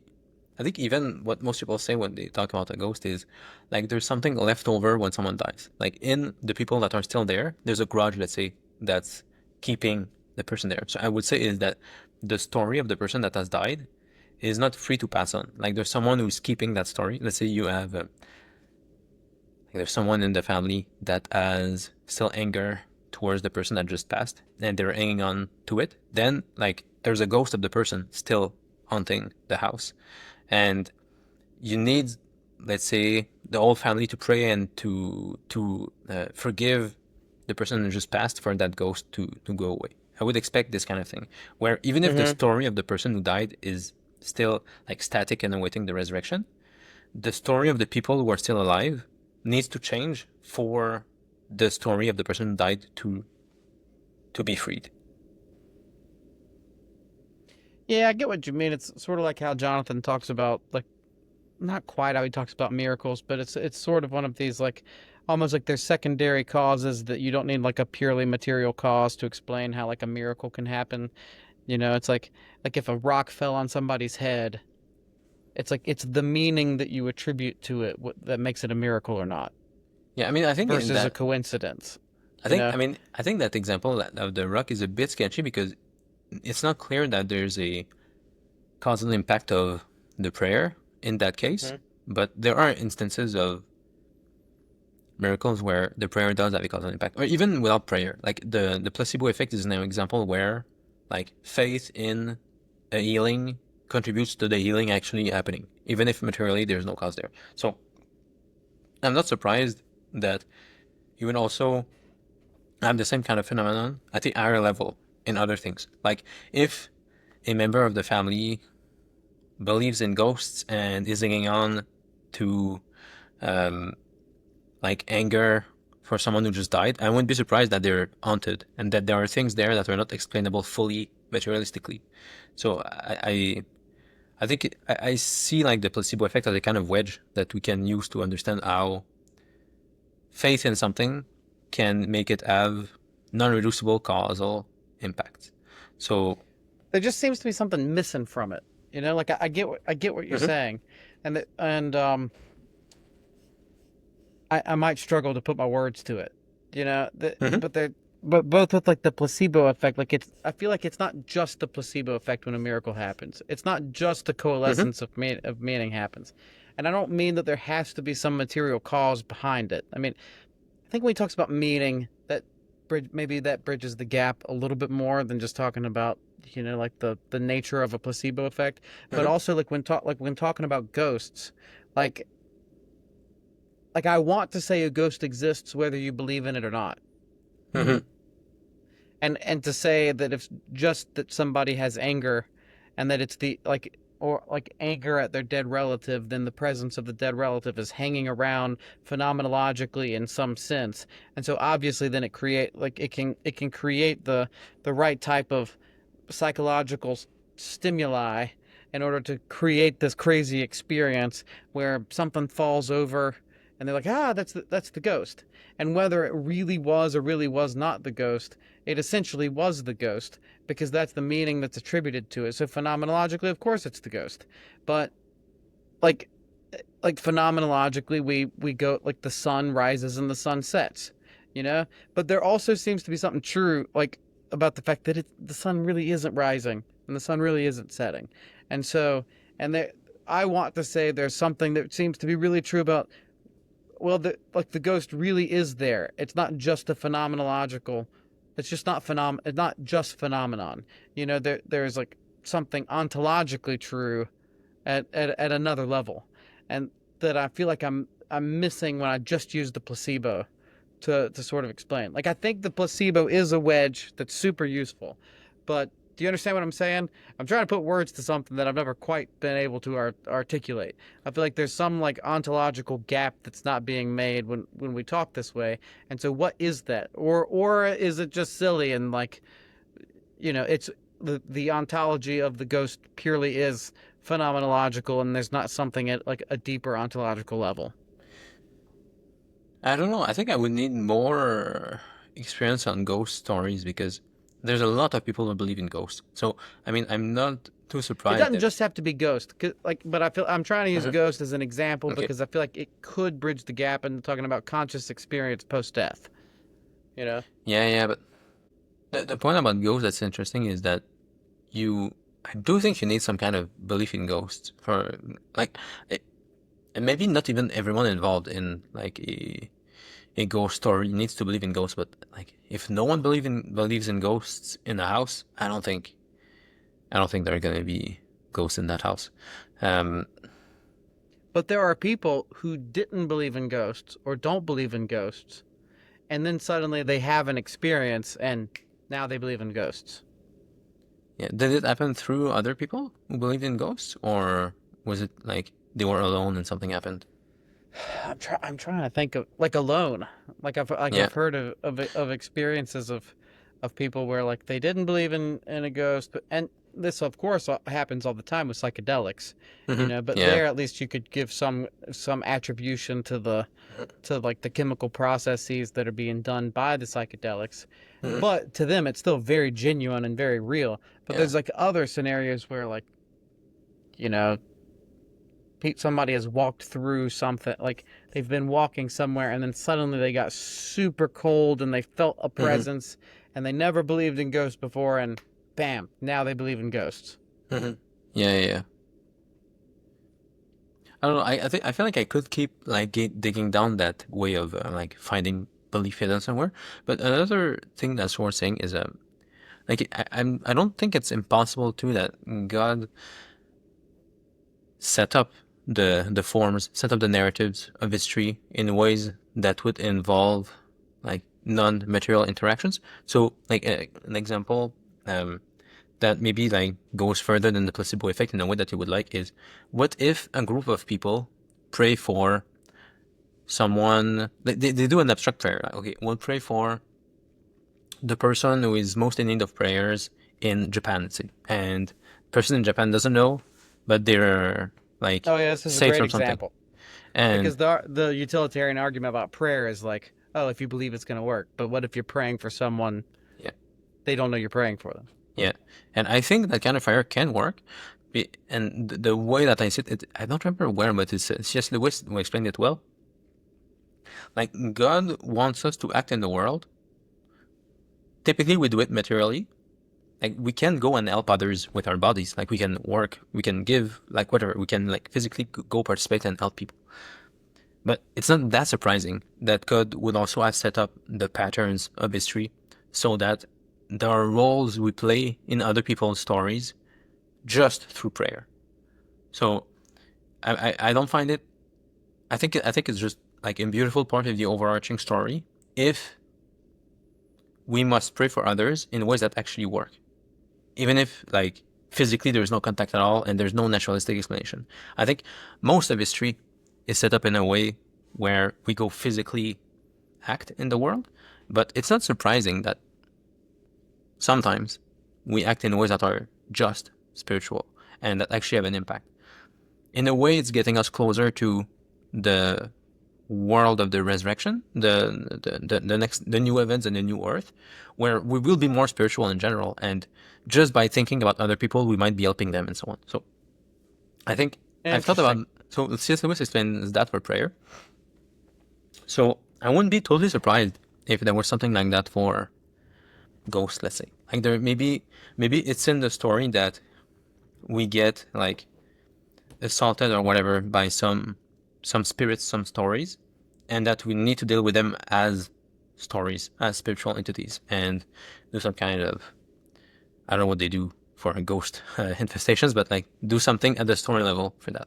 Interesting. No, conceptually, I feel like a lot of what Jonathan does in this way of talking, and you're doing the same in the book, is it's trying to bridge a gap.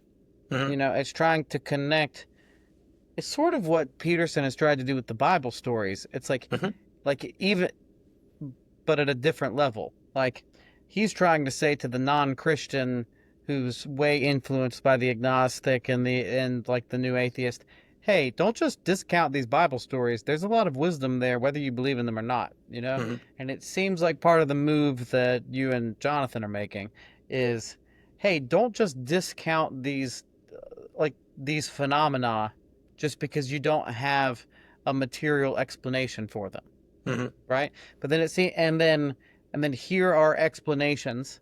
So here are potentially naturalist explanations that can give some sort of a clue as to how these things could happen, even within a naturalist framework, right?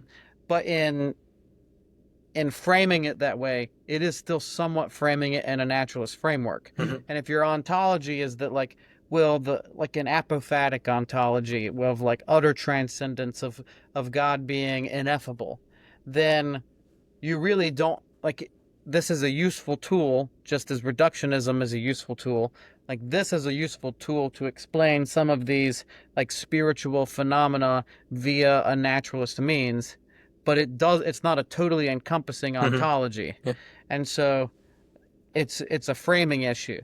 And so it's a mistake if we try to perceive all of our phenomenal experiences with this sort of bridging the gap way into naturalism, because obviously if God is transcendent and there is mystery and there are things beyond our understanding, then it would be totally unsurprising if prayer works, if prayer just works, and if there is experience, there's some sort of, maybe I can take it a step further, saying there's ghosts and qualia after death, because there are just things that we don't understand. And maybe there's like some realm of phenomenology that we just have to relegate to mystery, and that doesn't really bridge the gap the way that most things do.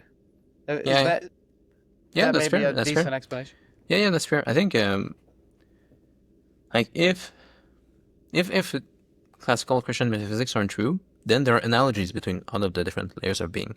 So if something is true at the spiritual level, we should be able to build pretty good bridges from the lower layer. Like there should be images of spiritual prayer that happen at the more natural level, like the placebo effect or something. Like we should be able to build good bridges. But if it's true that the highest is not reducible to the lowest completely, then Like those bridges should remain bridges. They should never be complete. So we can always use the lower to give an example of the higher, but it's never going to be all-encompassing. Just as like what Gestalt does is it seems like there is something more than just the sum of its parts. You know, that's what Gestalt is. And so like there's like this extra thing added at every level of the ontological hierarchy. So it's like a positive, like I'm almost picturing like a positive shining thing at every level. Well, if there's that positive light at every level, then there's also has to be like a darkness at every level. Yep. You know, just because there's mystery. So then also at every level there's something that can't be explained by the sum of its parts. You know, like an opposite of Gestalt almost. Yeah. A shadow. Yeah. Shadow. Yeah. Okay. Interesting. Yeah, it's good to parse out because sometimes I'm listening to Jonathan talk, you know, basically do apology for the faith, and I'm like, there's something missing, you know? Yeah, it's normal. Yeah, there is something missing, but it's just going down into the cave and explaining things in the cave, and it's still just the cave. But I think for people, I've been hesitant to talk about it because I don't want to be like, ooh, I met Peterson once, but one time I met Peterson, and I told him, I said, you know, the one thing that you're missing in all of your prescriptions to help people out of their existential anxiety and dread. I'm like, you got great tools, but you're missing one. And he said, what is that? And I said, wonder-working icons. And he was like, what? Because I was legitimately healed after venerating the wonder-working icon of Saint Anna. And so I named my daughter after Saint Anna. And so I told him about that experience, and I could tell he was just like, he had no idea what to do with what year was this by any chance? This was like last year. Last year, okay. Because I think his wife was in part ill through a miracle, so like that's why I wanted to know about the timing. Yeah, you could tell like he was like, he didn't quite know what to do with it, but he was intrigued, you know. And he like looked to Jonathan like, explain this to me. And Jonathan was like struggling because he was trying to do the bridge thing, the naturalist bridge, but also he kind of couldn't because at some point, you know, an icon exuding myrrh and getting healed is just kind of doesn't totally fit into a naturalist explanation. But my thought was like, if Jordan can accept that, he's there.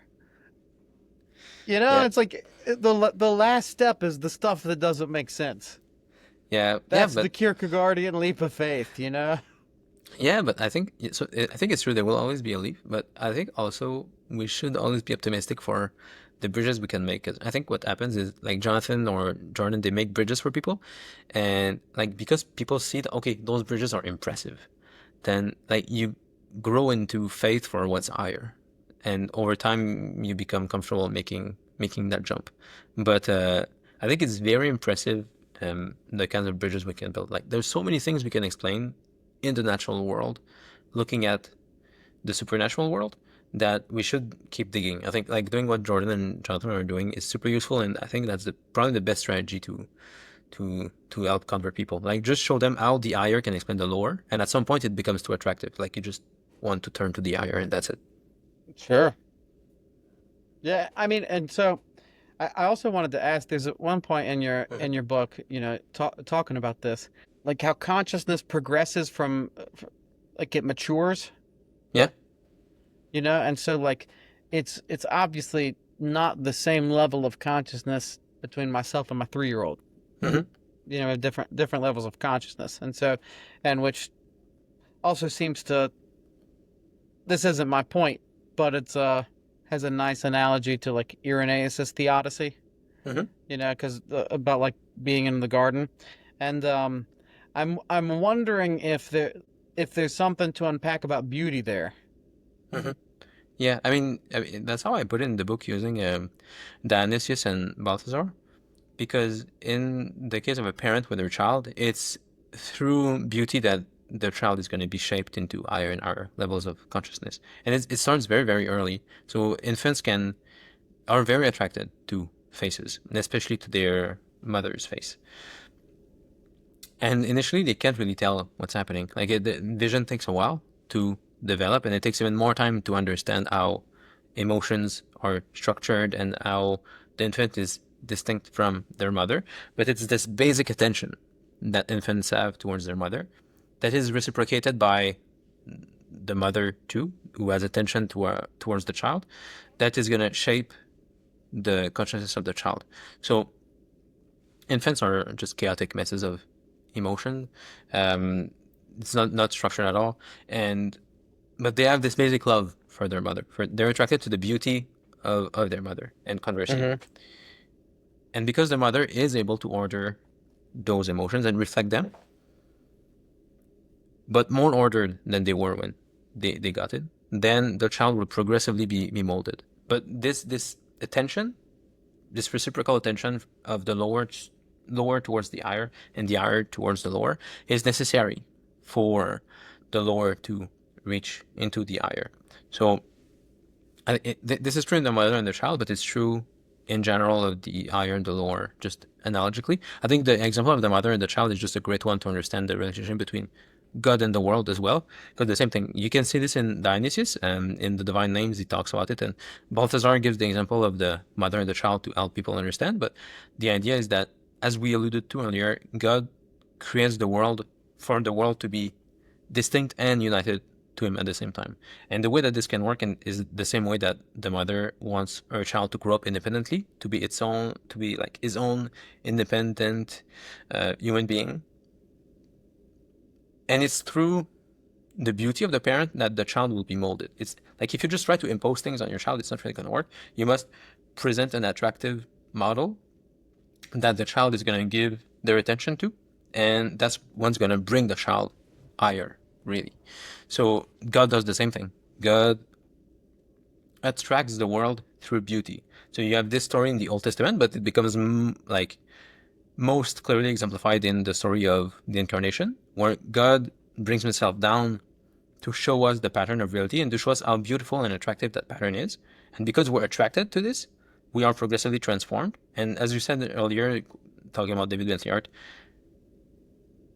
there was an epochal shift in the self-sacrifice that God did on the cross that has reframed the way that we see things. In the same way that the child is brought into adulthood by the attention that they give towards the beauty that they see in their parent, we do the same towards Jesus on the cross, and it's slowly transforming all of creation.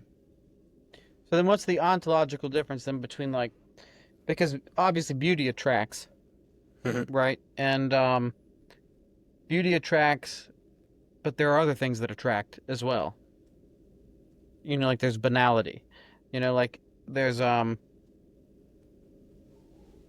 the difference between a beautiful woman and a image of a beautiful woman and an image of a beautiful woman that you shouldn't be looking at.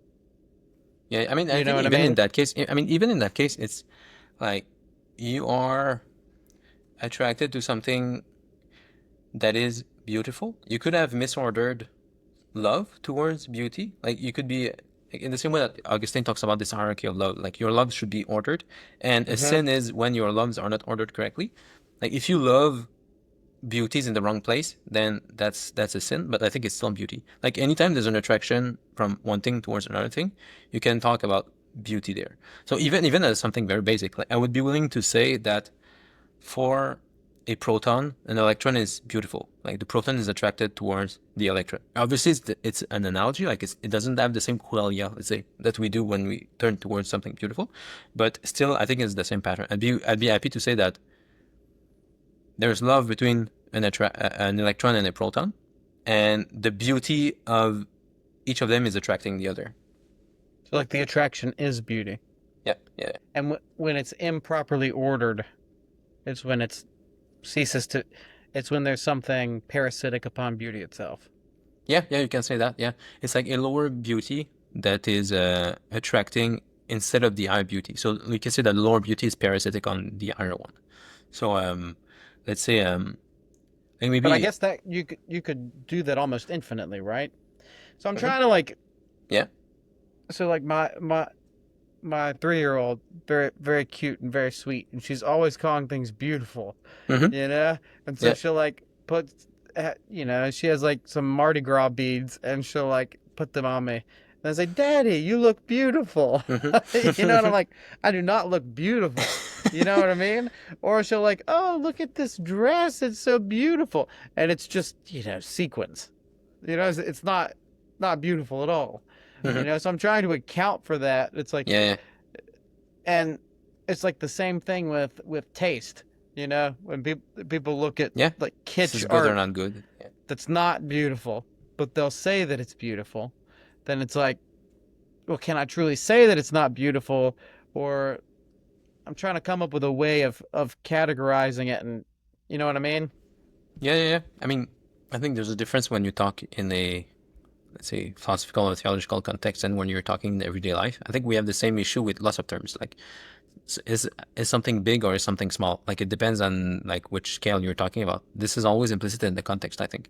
So, like, a an atom is very small, like typically when we talk about like normal everyday human experience. But if we're talking in of fundamental particles, then like a proton is pretty big. Like it's not just like it's a lot bigger than an electron or a photon, let's say. So it's a I think we always like have a background context where we're talking about these things. So if you're at like the level of your regular everyday human experience, and then your daughter puts some Mardi Gras beads on you, and then she says it's beautiful, then like she has to learn about the context. Maybe she's not exactly in the same context that you are.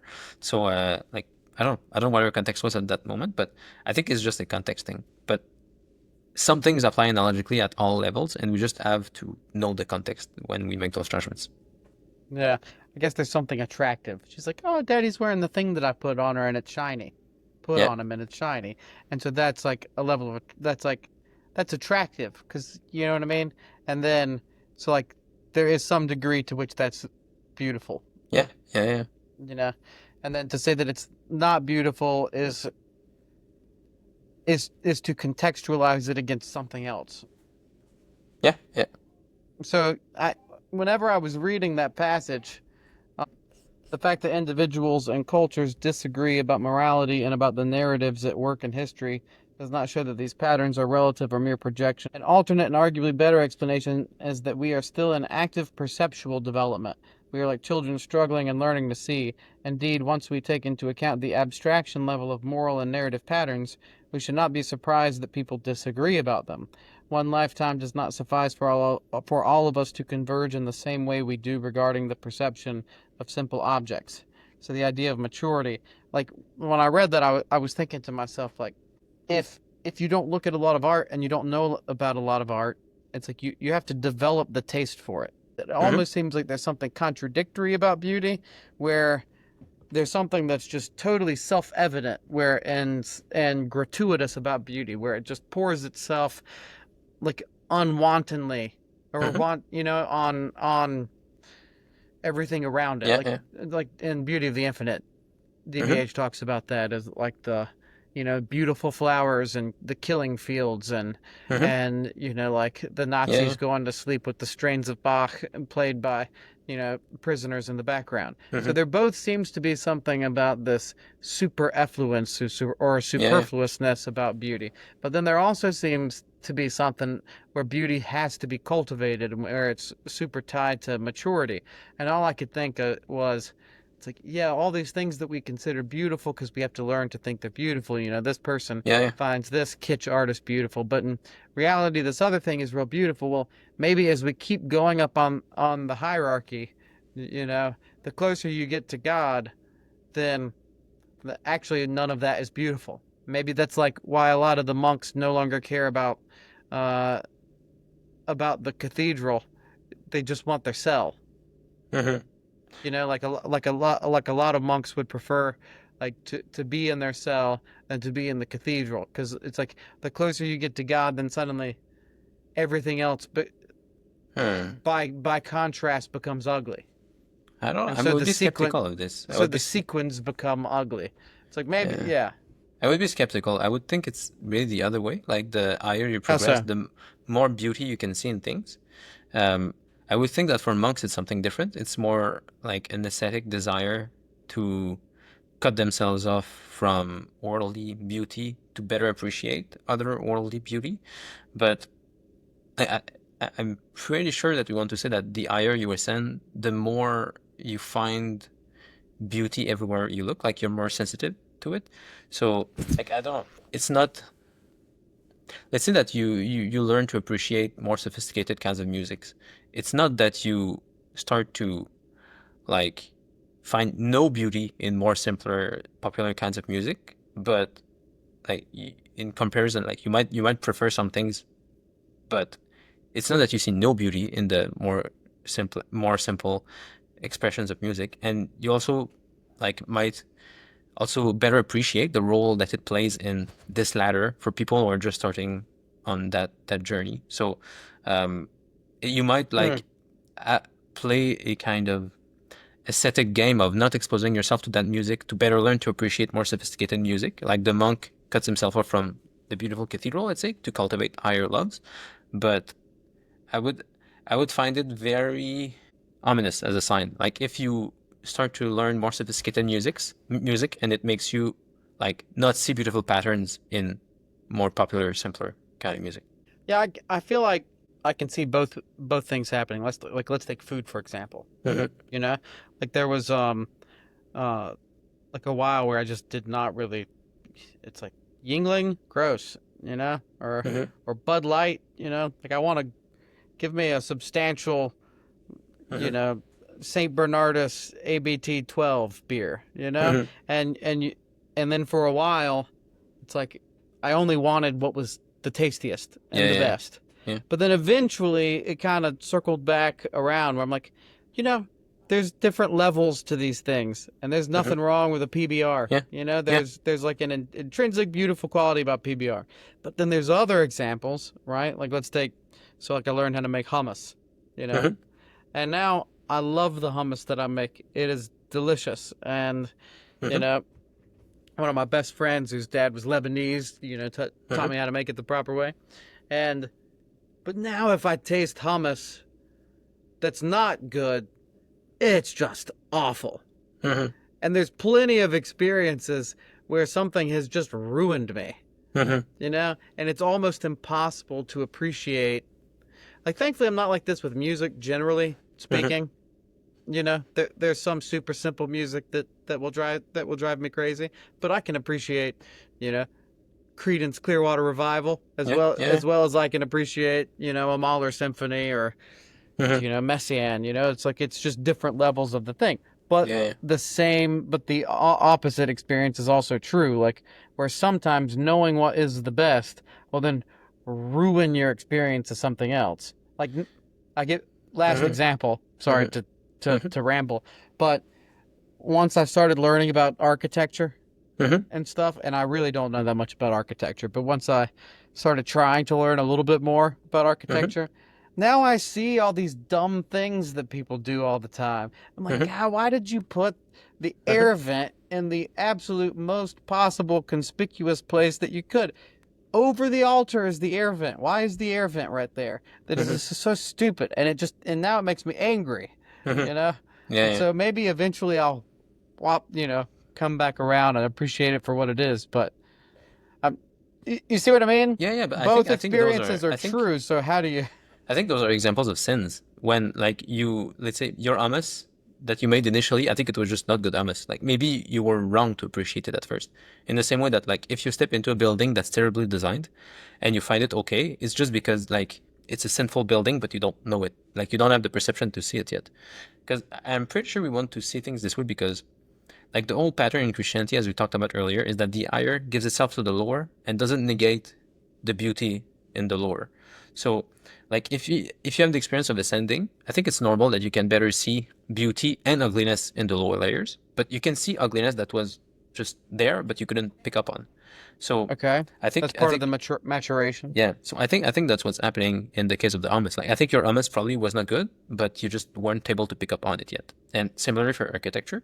And I think for the monk, one thing that's possible too that I hadn't thought of before this is maybe the monk is able to see better the vanity in the community that's like partly tied up with the beautiful cathedral, let's say, and they don't want none of it.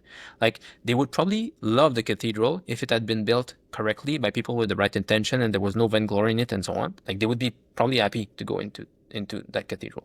But because they might be able to see all the negative patterns that are tied up with that seemingly beautiful cathedral, then they don't want any of it. Okay, that makes sense. But I think in Christianity, in Christian metaphysics, you don't have the choice but to say that. Like the higher still loves the lower, as long as it's good. But it will see sins better too. So Yeah, because like things can, like folk art can exist, and there's nothing wrong with it. yeah. But if you're trying to do fine art, the more you cultivate your taste, the more you'll see when someone's trying to do fine art. Yeah. And then there's like mistakes sinful. everywhere. Yeah, exactly. And that's like the sinful. But there's not. But because folk art is of a different category, then I guess you don't see it. I mean, some folk art might be sinful, but then you can pick up on it. Like, so someone who's just starting into folk art might not be able to distinguish the good from the bad, but no, a few years in, they can see it. And something that they thought was good initially turns out not to be. It's the same thing for the moral life. Like, it often happens that we think something is good, and then a few years later we realize we're just very mistaken. Right. Because that's very much what I'm trying to, point people to beauty, and so try to get a little bit of a extra perception of what beauty is. Yeah. I'm gonna have to go soon. Sorry about that. It's good. Well, you have good questions. It's just at some point I do have to go. I should have told you earlier when I had a stop, but oh, no worries. Can I ask one more question? yeah. The last one is fine. Yeah. So you're Catholic, right? Yep. Okay. So that kind of surprised me when I figured that out, because I just assumed, you're talking to Jonathan and all the symbolic stuff, you'd probably be Eastern Orthodox. Mm-hmm. Yeah. Yeah, people tend to think that. ChatGPT thinks that too. But ChatGPT thinks you're Orthodox. Yeah. Yeah. Maybe it's a conversation for a different time. But I mean, if you want to know why, I can quickly tell you why, because it's not that complicated. It's just Sure. like context matters, and being Orthodox in Quebec is very weird. Like, Jonathan and some people can get away with it in Montreal where there's a community, but there's basically nothing elsewhere. And initially, when I was brought up Catholic, family we went to church every week and so on. I stopped going in my teenage years, and when I started coming back during my master's, becoming friends with Jonathan and John and so on, I started going back to Catholic church because I was already there, and I had done mass sacraments when I was younger, so I could sort of jump back in and start practicing and reading the book. Why practice is important. So I thought that I would probably I thought I would probably convert to Orthodoxy at some point. There were some communities here, not much, but I thought maybe I'll just move to Montreal. I don't know. I was open to it, but started attending Catholic church, and then I found a great parish with lots of people, including my wife, and my part of my family started to go again. So like my parents started going back to church as well. All of my wife's family is also Catholic. I also met lots of great friends, including lots of great intellectual resources. So there's stuff. For instance, I quote a lot Balthazar and D.C. Schindler, and I don't think I would have understood Dionysius if not for them, and they're Catholic thinkers. Also, there's some great stuff I found in Catholic thinkers for classical metaphysics. I'm not sure I would have been able to understood like Aristotle and Plato if not for that. And also lots of the, let's say, doctrinal disputes that I see some people give lots of weight to online. In practice, that's not really how things work out. There's lots of flexibility in like doctrine. Like, I don't find I have to compromise anything I strongly believe to remain Catholic. And there are some things that I find attractive that I don't know I would have been able to get. And also for the liturgy and the beauty of the liturgy, what I found is arrogant context really matters. Like, I've been some Eastern liturgies that like, even if in principle it can be done very beautifully, like it was too hard to pull off, I guess, and it wasn't great. And conversely, I've seen some Catholic liturgies that were done really, really well. And typically the parish I go to is done really, really well. So, but all of that, it just became ridiculous at some point for me to try to convert to Orthodoxy. I'm very confident that God wants me to stay here where I'm at and just work from there.